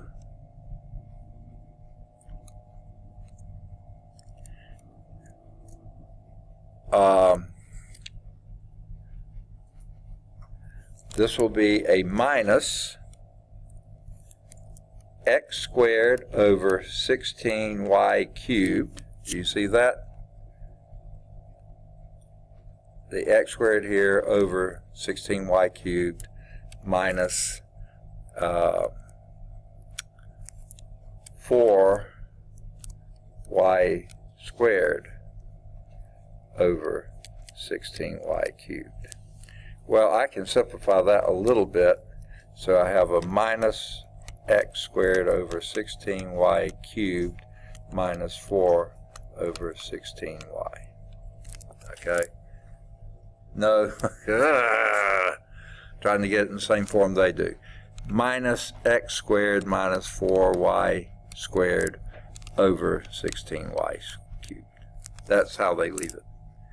Now they happen to write the minus 4x squared first, minus x squared, doesn't matter which order. So that is your second derivative. The key here is just plug in what the first derivative was where you had the dy dx already there. Most of the rest of them trying to get in the same form they had their answer, but once you got it, you got it. All right, good deal. Any questions on 3.8? Okay. Do you think the preliminary questions would be beneficial? If so, I'll be glad to do them. Want to do some? What you think? I see head shaking no, so I will skip those, okay? Homework exercises. I know y'all want to get to the homework. Do number 1. Pretty straightforward, simple problem. Do it. Then do any of the odds 3 through 7. And then you got a whole bunch of them, any of the odds 9 through 25. I would do more than just 1 or 2, okay? Then do either 27 or 29 or both. And then you have another big passel of them, any of the odds 31 to 43. And I would do more than just 1. Then do any of the odds 45 through 49. Okay? Then I do 51 and any of the odds from 53 through 59. And then any of the odds 61 through, goodness gracious, through 75. Thing is, it says you'll need a computer algebra system to do 75, so you may not want to do that. You could try it and see what you can do without that, but don't get too hung up. Then do either 77 or 79 or both, and then either 81 or 83 or both. All right? Now, let's page back a little bit, and you'll see that in question 66 that you don't have to do, there's still something mentioned there that you might want to use as a paper topic. And again, let me remind you, I talked about this earlier before most of you were in here. In this class of about 12 students, I've received 3. That's 1/4 of you have turned in a paper, and we don't have barely 3 weeks left of the term. So please, folks, don't forget your research paper. Get working on that. Okay? And also, if you haven't turned in the first test, try to get that wrapped up, because I'm going to give you the second test today. I would have rather already given you this first test back, but I still don't have some of those, so get those in as soon as you can. Okay, but what I was going to say on the papers, number 66 is talking about the folium of Descartes. So number 1, you could write on who in the world Rene Descartes was. You could talk about how he came up with this folium of Descartes. That would be a different paper topic. But it mentions here another scientific colleague, Guy de Roberval.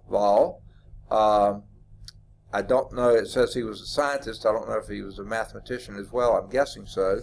So you could even write on him if you choose. Okay? And then I did see something later.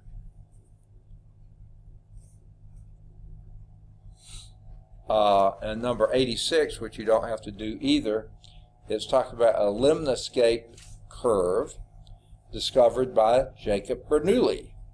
So you could write either on Jacob Bernoulli or on any of the Bernoulli family. There were a whole family of brilliant mathematicians and scientists. Not very functional family, but definitely a family. There were 2 brothers, Jacob and Johann, both great mathematicians. And one or both of them had a bunch of sons, and some of those were great mathematicians. I don't remember the exact, one of them was Daniel Bernoulli, and the story was that there was this big math contest coming out, and one of the senior Bernoullis, Jacob or Johann, figured he was going to win it because he always won everything. So he entered his thing to win the contest, was all set to win it. And what his son had told him that he was entering the contest as well, and his son wound up beating the father. So the father kicked him out of the house. He was so mad at him. So they weren't a very functional family, but they were brilliant. Okay. So let's move on from there. That's some other paper topics you could choose. Okay. Let's deal with getting rid of that and that. And moving on to section 9.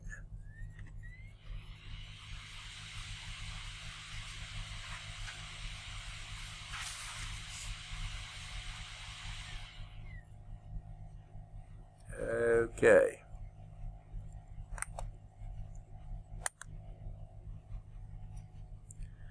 Okay.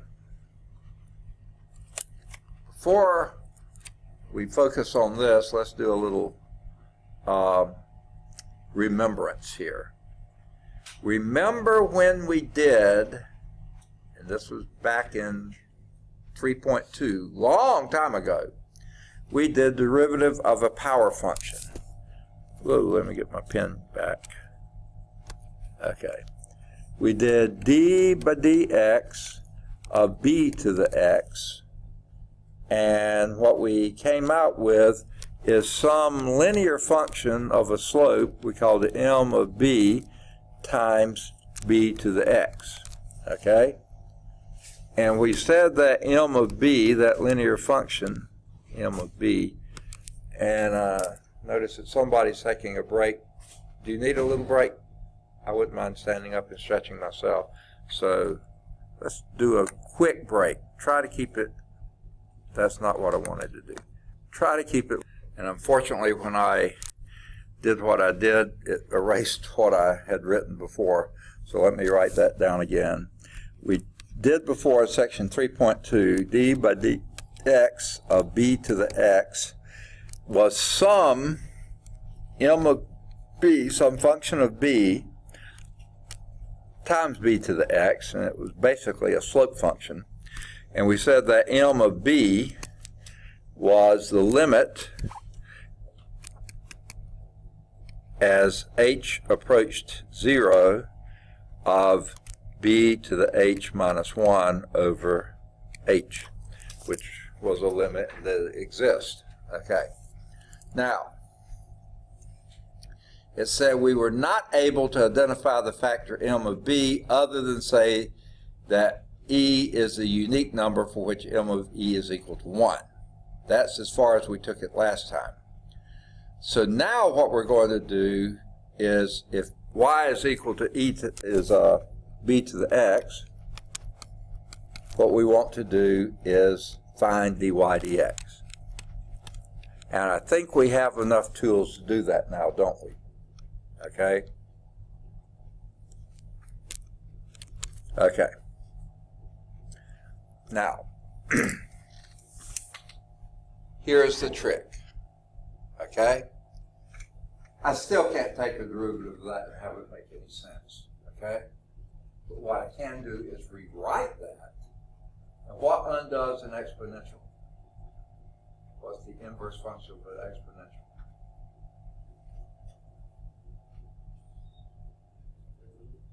No, that's a squaring function would be a square root. What undoes an exponential? What? Second? No, its derivative is something over 1. The log undoes an exponential. You know, ln x undoes e to the x, right? They're inverse functions. Well, b to the x would be log base b, okay? So what we're going to do here is take a log. But you know, those kind of logs are really funky. So let's take an ln log and see what we get, okay? So if we do an ln of y, that would be the ln of b to the x, right? You can do that, right? Take the log of both sides. That's legal, right, in most states, okay? Now, what does one of the properties of logarithms, especially if you're taking log of a power? Anyone remember what that is?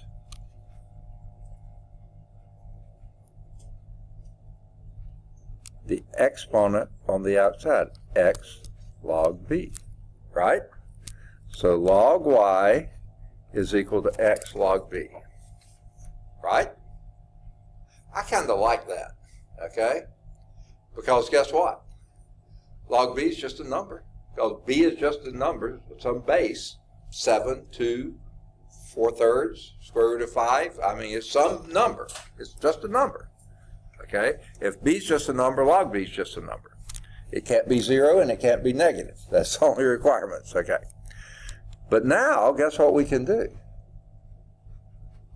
We can do implicit differentiation with that. What would that give us? Or I said we could. Can we? What's the derivative of log y? Oh, that was too long ago. That'd have been 2 or 3 weeks. Derivative of a log function. Second? No? Well, you said it earlier. 1 over y. Okay, that's the derivative of a log function. But y is your dependent function, so you need a chain rule here.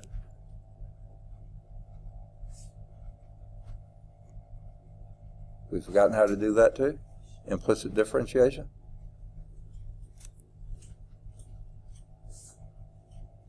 I think once you pass the 2-hour mark, you kind of lose it, don't you? What will you do next? 1 over y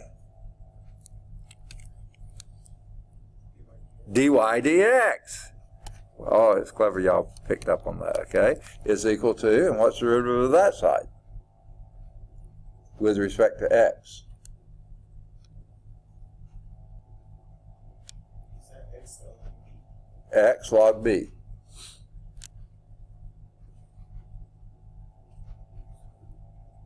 Say again? 1. Okay. Okay. Maybe y'all weren't listening when I said, and b is just a number, so log b is just a number. And what is the derivative of a number times x? X. The number. The derivative of 7x would be 7. So the derivative of log bx would be, say again? No, log b. It's just a number. Log b. It's just a number. It's the coefficient of your x. You write it after it so you don't get confused. But there you have it. Now all you have to do is solve for dy dx.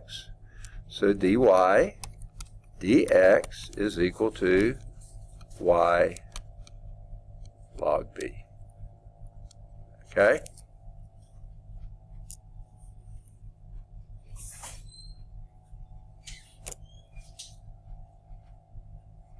Okay? They do one more. Ah, good. Jasmine's here. Okay, now all we're missing is Ricky and Shakina, but Shakina told me she would have to be working today. She is in charge of the bookstore. Yeah, thank you.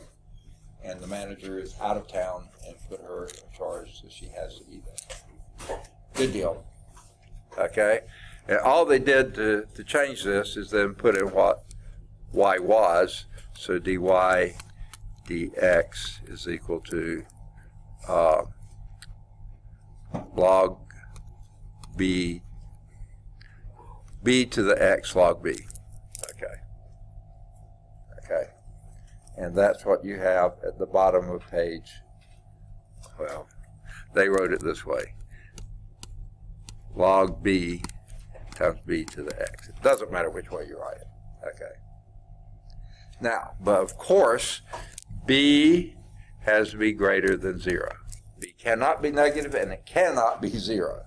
Of course, for b to be 0, it doesn't make a lot of sense. 0 to the power is 0. That's a very uninteresting function. Okay? So, let's do just a quick example of this. 10 to the x. Derivative of that would be what?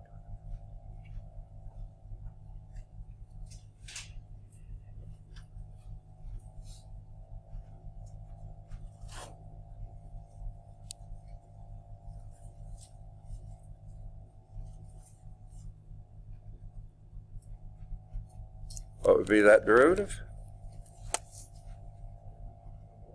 Second?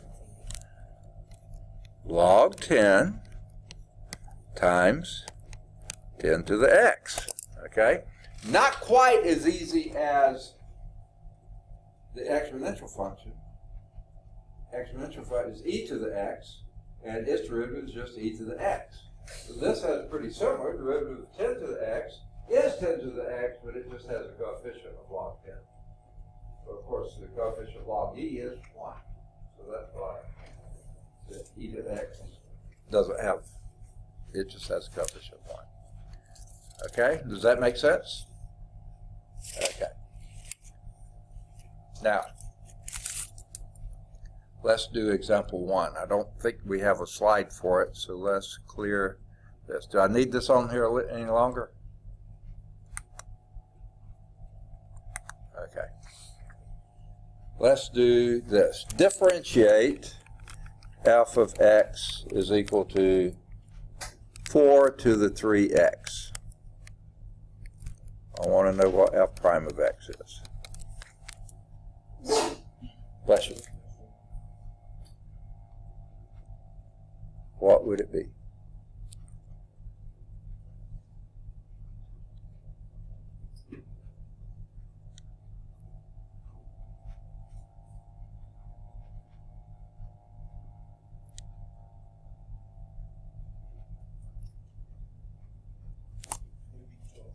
Say again? Log? Okay, a little louder. Okay, not quite. It's log 4. Okay, go back here. See, it's, yeah, log 4 times 4 to the x, 4 to the 3x. But you got a chain rule.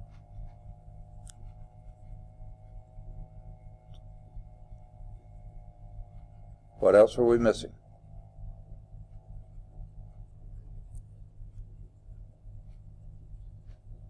3. 3 log 4, 4 to the 3x. 3 log 4, 4 to the 3x. Now they put the 3 inside the log 4, that's fine.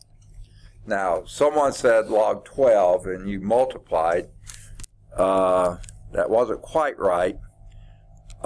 If you put it inside 3 log 4, which is legal, 4 to the 3x, you could have written that as log 4 to the 3rd power. That's legal, and that's times 4 to the 3x, and 4 to the 3rd power is 64, isn't it? That'd be log 64, 4 to the 3x. So you could have said that, but it's not 12. It's log. But they left it that form right there. Okay? But any of those answers are fine. But not 12. Okay. Let's do the B one. The B one is f of x is equal to 5 to the x squared. All right. What are we going to do with that one? What is f prime of x?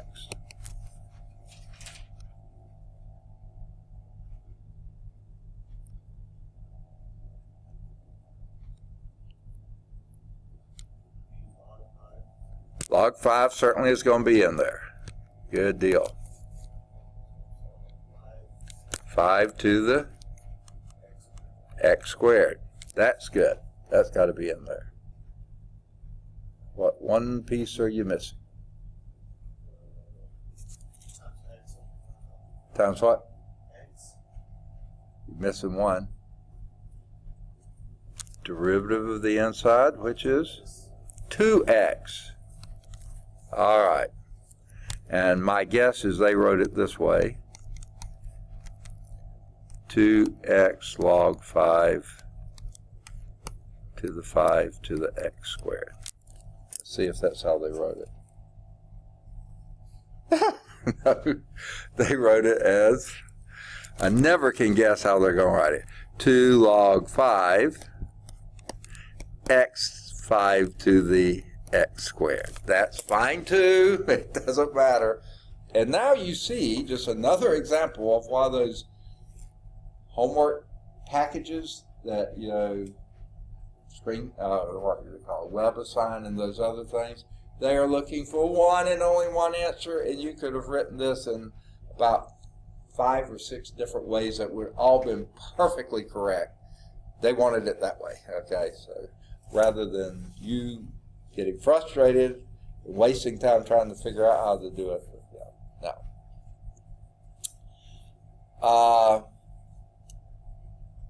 And I should have been doing these back on that slide. Why advanced, I don't know. They all use that. Now we're going to do derivative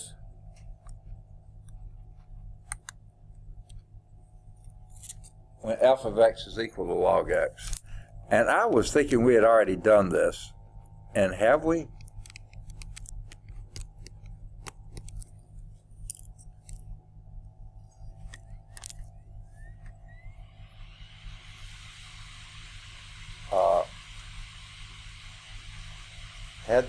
I just assumed we had done this one, but I guess we hadn't. Have we? I can't remember. I'm teaching Cal 2 at the same time I'm teaching Cal 1, and I can't remember. What if we had, rather than write that as y, as f of x, write it as y. Y is equal to log x. Okay, we need to come up with dy dx, or f prime. F prime, that's what we're looking for. Okay? And we'll use something very similar to what we just did before. Okay? Here's what we did before. Last time we undid log with the exponential, or undid an exponential with a log. We're going to do the same thing here. Let's raise both of these to the e power. And that gives us e to the y is equal to e to the log x. But what is e to the log x?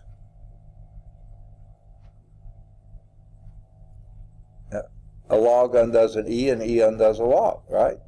So that's just going to be x. Inverse functions, right? Now we take a derivative of that. What's the derivative of e to the y? You know that one. I know you do. Please tell me you do. Derivative of e to the y.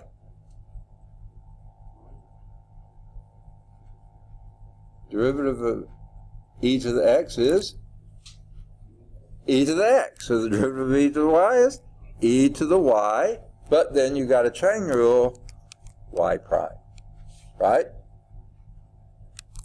And what's the derivative of x? 1. Okay. So we have that y prime is equal to 1 over e to the y, right?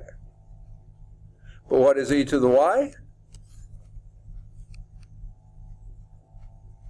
What is e to the y? X. So y prime is equal to 1 over x. So dy dx, or let's do it this way, f prime of x. If f of x is log x, f prime of x is 1 over x. There is the derivative of log. Maybe we hadn't done that before. I thought we had. Sorry about that. Okay. Derivative of log x is equal to e to the x. Now that's true for all x's greater than 0. Remember, you can never take the log of a negative number, and you can't take the log of 0. Any log. Natural log, log base 10, base 2, base anything. You cannot take the log of anything other than. Certainly you could take the log if it's 0 because it would be undefined. The derivative would be undefined. But the log is undefined at 0, and also log is undefined at any negative number. Start positive and continues always positive. Okay? So there's your derivative of a log function. I thought we had already had it, sorry. So let's do a few.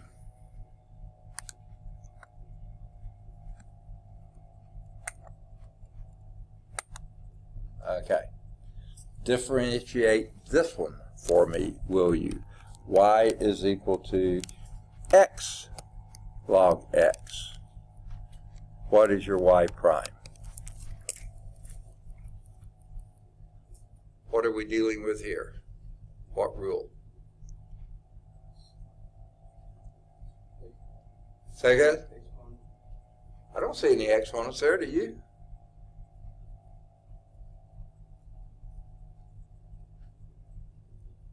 I would call it the product rule anyway. Yeah. Say again? I don't see any. Oh yeah, product rule. You're absolutely right. Okay? And how would you do a product rule? Help me.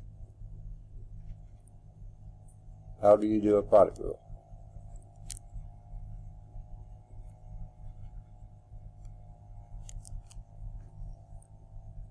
hurry before I fall asleep? No, I'm just kidding. It would be log x. Log, okay. You said derivative of the first. Is that what you did? Times second?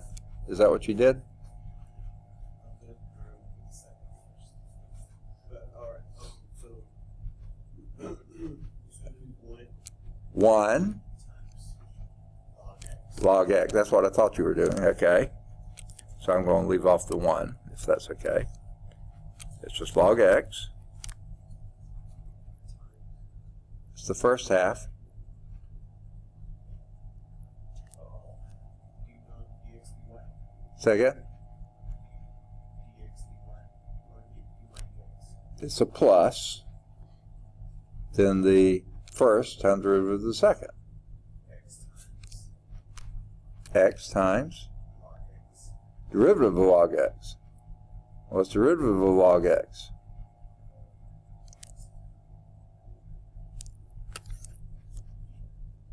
What are they? 1 over x, which is 1.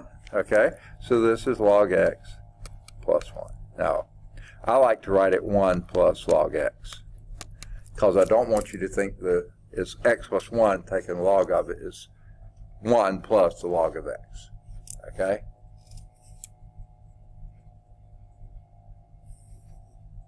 Oh, there it is. Okay.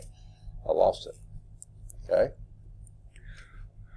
Now, we'll do the next one. This may have been where you were looking before. What is the derivative?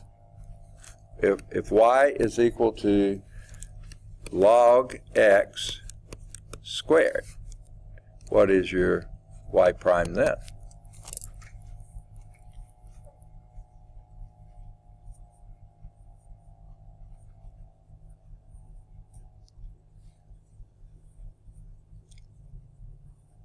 Help me, help me.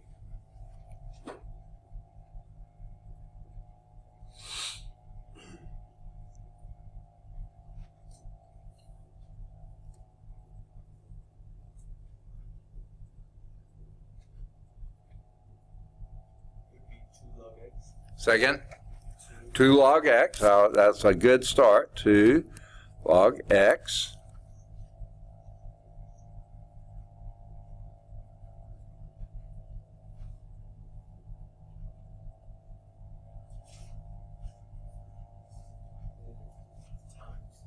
Times, Whatever x. yes, 2 over x log x. Or 2 log x over x. However you want to write it. I would have done it that way, but they did it this way. Perfectly fine. That's it. You see why? Okay.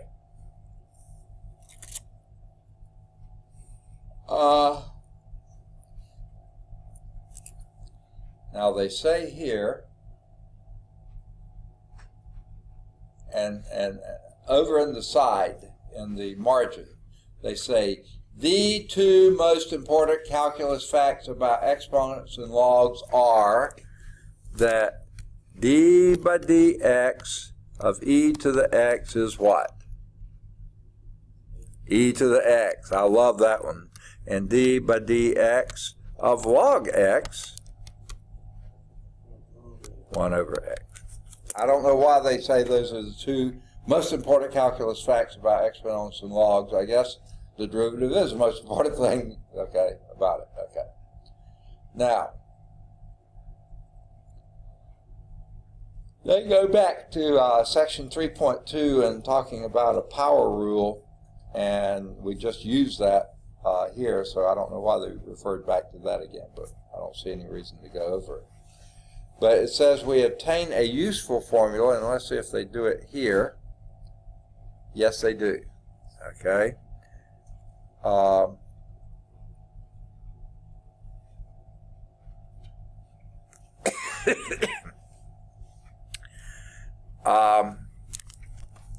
So let's start with y is equal to log of f of x. Okay? I want to get what y prime is. What would that be? Anybody?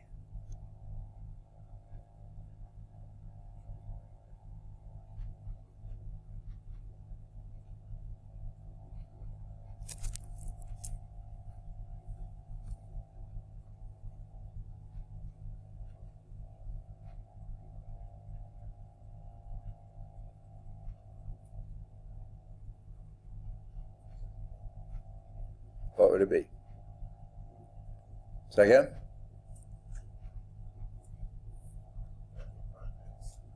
A little louder. Did you say f prime of x? It's certainly in there because you're ultimately going to do that. So you're going to have an f prime of x, that's for sure. That's the derivative of the inside. What's the derivative of the log? 1 over f of x. And that's exactly what they have here. That derivative of the log of a function is the derivative of the function divided by the function. That's what it is. I mean, that's what the log is. The derivative of the log is 1 over what's over on the inside. And the chain rule says take the derivative of what's on the inside. Okay? Yep, that's it. Nothing new or special. It just is a simplified notation. But since we have that, let's do a couple of examples. Example 3. 2 parts. Y is equal to the log of x cubed plus 1. And it says differentiate that. So what we're looking for is y prime. Can you tell me what it is?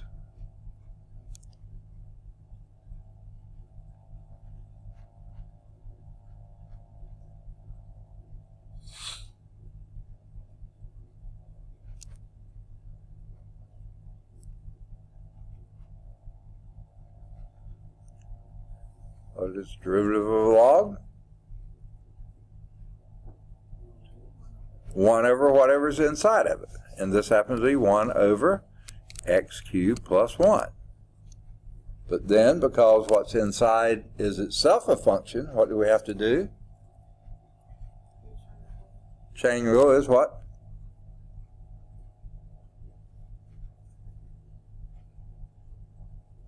Anybody?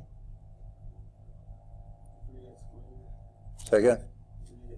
3x squared. You're absolutely right. 3x squared. There it is. There's y prime. I've got to find it here. There it is. 3x squared over x cubed plus 1. Okay? The next one, boy, they've gotten generous on us here, haven't they? Y is equal to the log, natural log of the square root of the sine of x. Now, I typically would not do it that way. How do you think I would rewrite it first?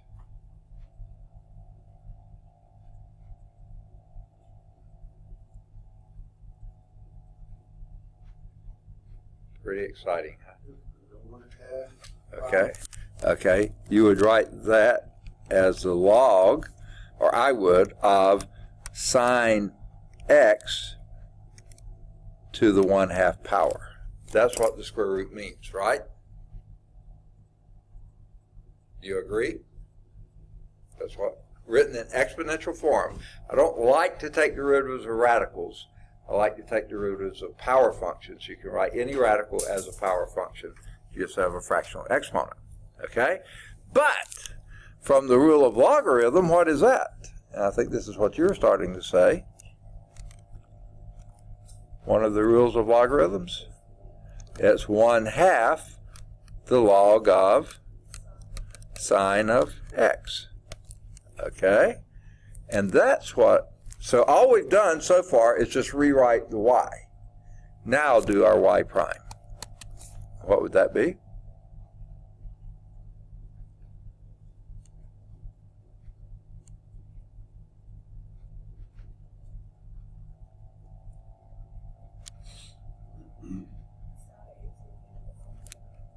Okay, all right.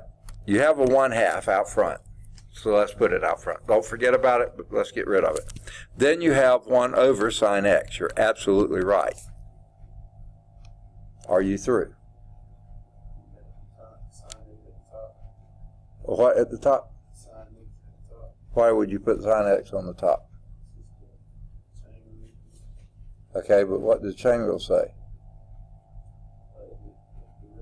Derivative of sine x, which is cosine x, goes on top. And can anyone think of a simpler way to write that?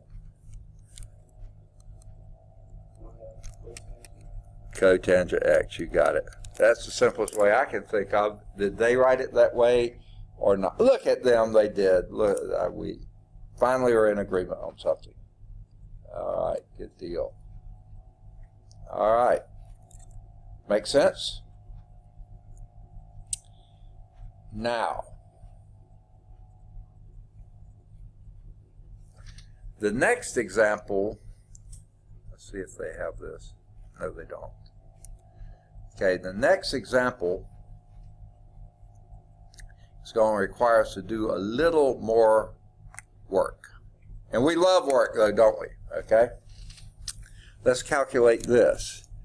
D by dx of log, this is a log log, base 10 of x.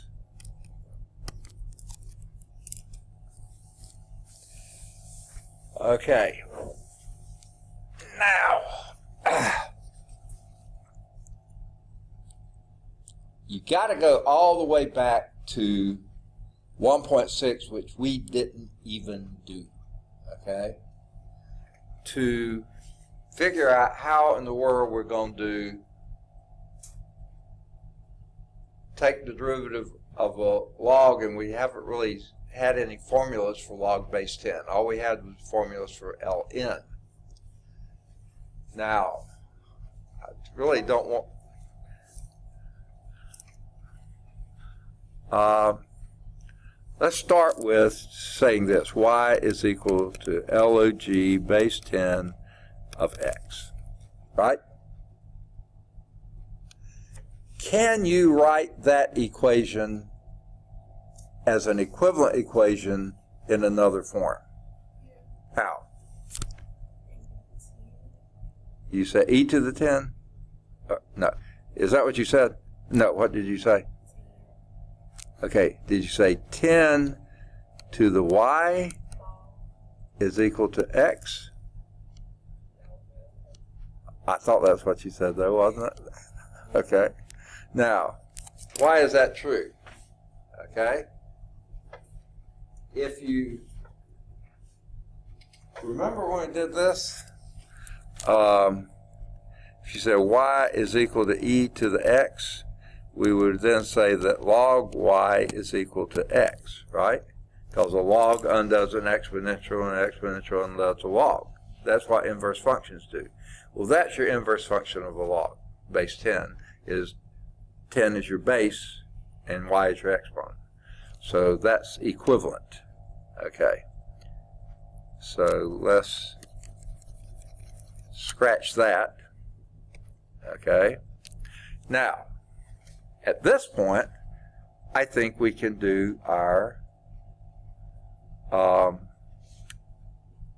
take a derivative, can't we? What's the derivative of 10 to the y? Please tell me we haven't forgotten it already. Whoops, right there it is. Whoops.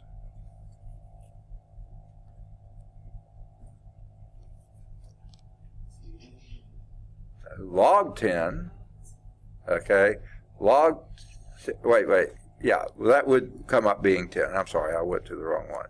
You're right. It would just be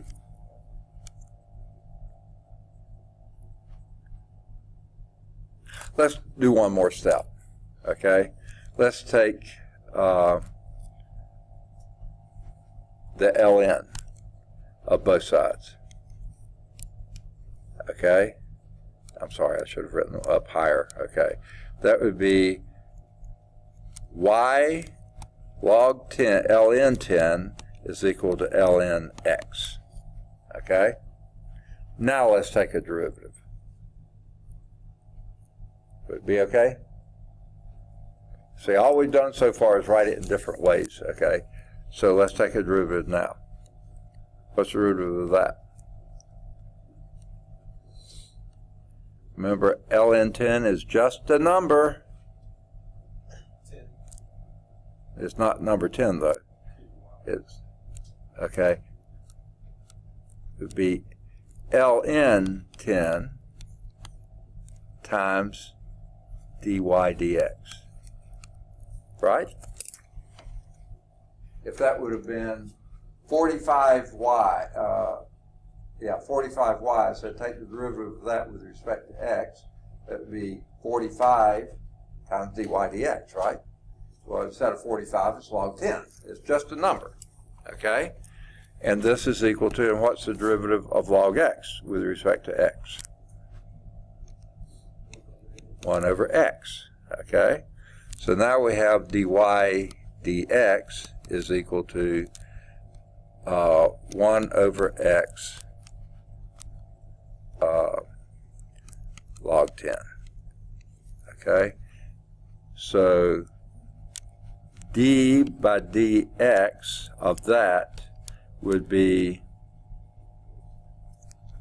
1 over x times the ln of 10, okay? Just like we did before. And let's see, do we not have that in a slide anywhere?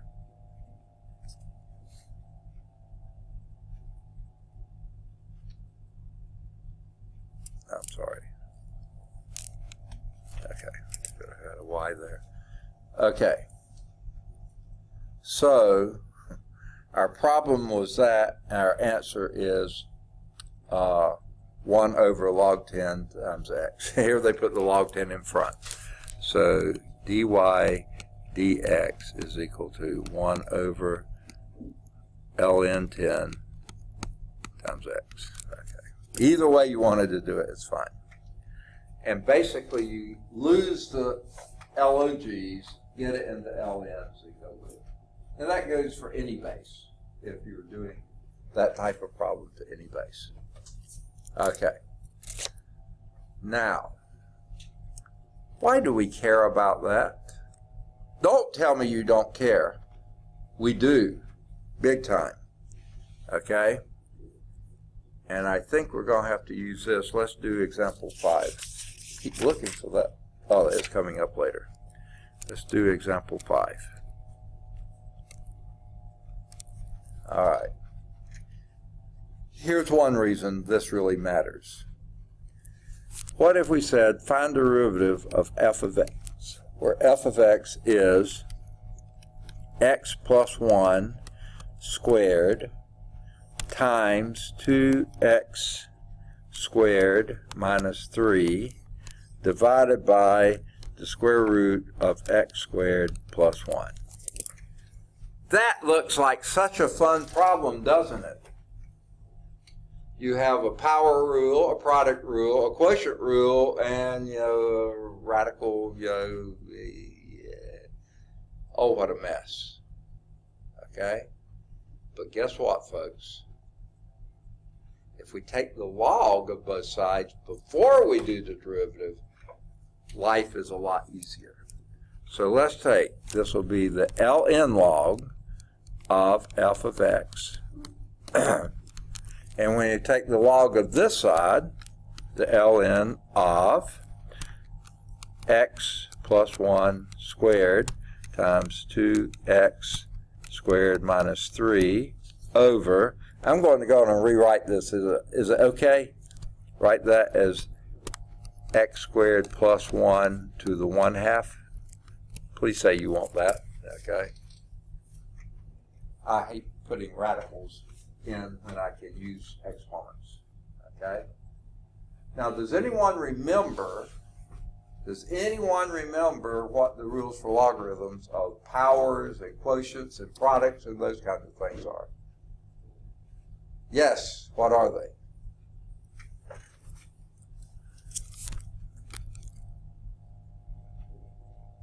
Anyone remember? The log of a product is the sum of the logs. The log of a quotient is the difference of the logs. The log of a power is the power times the log. And since we don't have much time, I'm going to do it all at once. So see if you follow this. That would be 2 times the log of x plus 1. Right? The log of x plus 1 squared is 2 times the log of x plus 1. Plus, because that's a product, the log of 2x squared plus 3, right? Because the log of a product is the sum of the logs, right?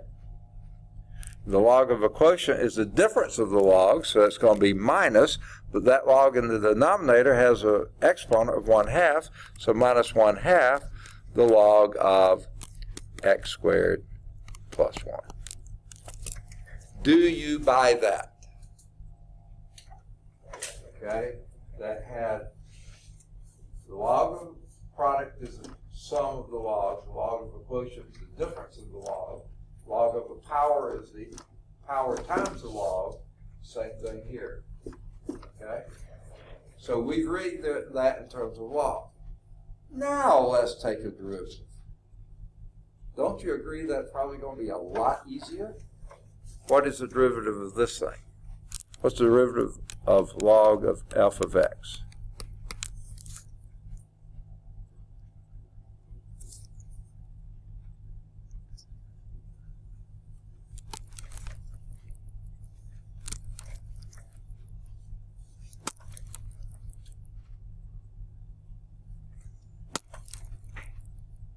It's right there. Yeah, it would be f prime of x over f of x, right? 1 over f of x times f prime of x. Chain rule, right? Okay, that's equal to, let's take the derivative of the right-hand side.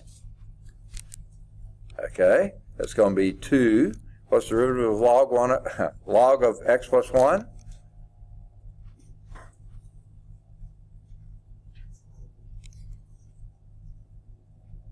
X. 1 over x plus 1. You had a 2 in front, that's your coefficient, that's that. That's not too bad. Plus, and what's the log, derivative of log of 2x squared plus 3?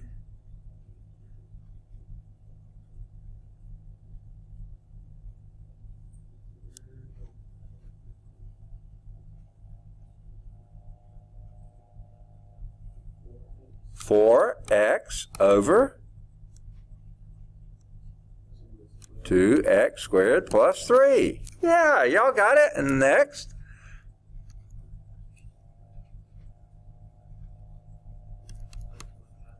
Okay.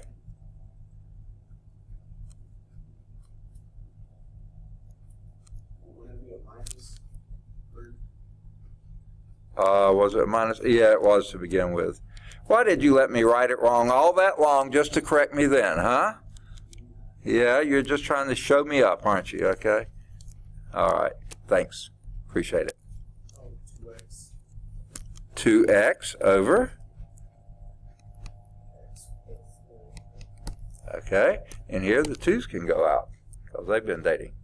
Okay. All right. Now, all we have to do to find what f prime is to multiply by f, right?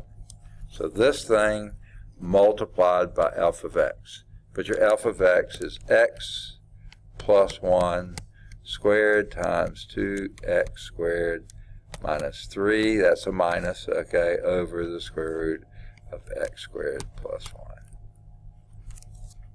There's your answer, okay? And you don't have to do anything to simplify it. There it is. Would you have rather used the power rule twice, once for the fractional power, once for the other, the product rule in the numerator, chain rule in the numerator, and chain rule in the denominator, and quotient rule? That would have been more fun than this, wouldn't it? No. Get into log functions. And let's see what they got for an answer.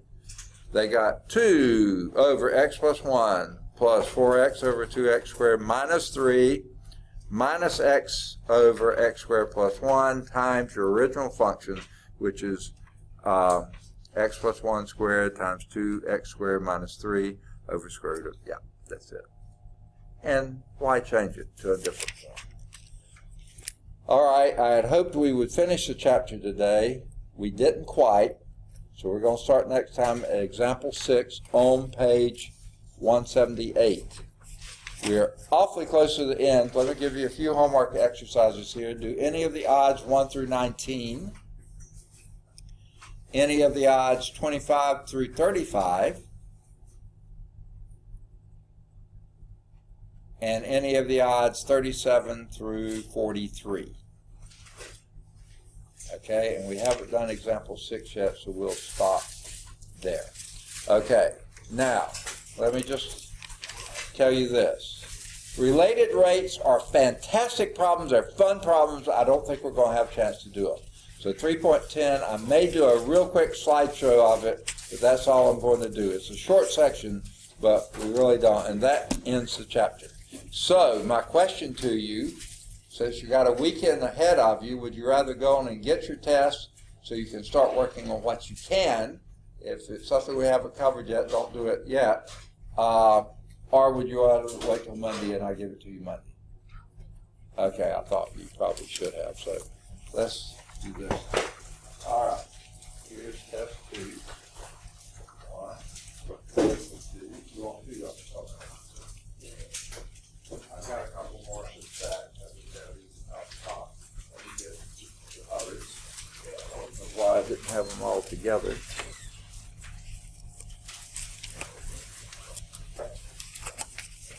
Okay, what's the first question on that?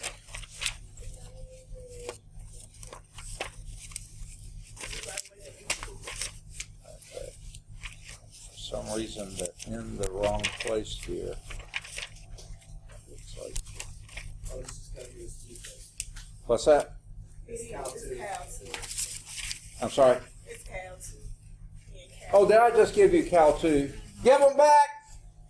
I wonder why I didn't have enough copies. Did some people leave with them? Yeah, let me see. Oh, man. Okay.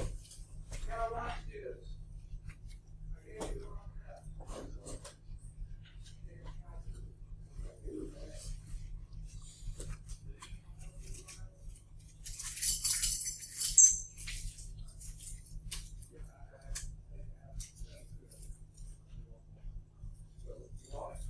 Okay, let me do it for you. I'm sorry. I had these on top. I should have got them somewhere else. Okay. Let me get. That's what I was saying. Where in the world are the rest of them? Okay.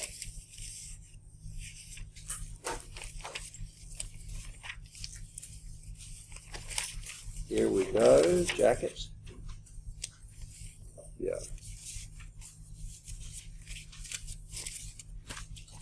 All right. Quit taking my wrong test, okay? All right. Sorry. You aren't going to do Cal 2? Okay. Yeah, sorry about that. So you only get one page. They get 2. Okay. All right. Good deal. Thank you. Sorry about that. 2 people were absent, so I do have the right number. All right. Good deal. There goes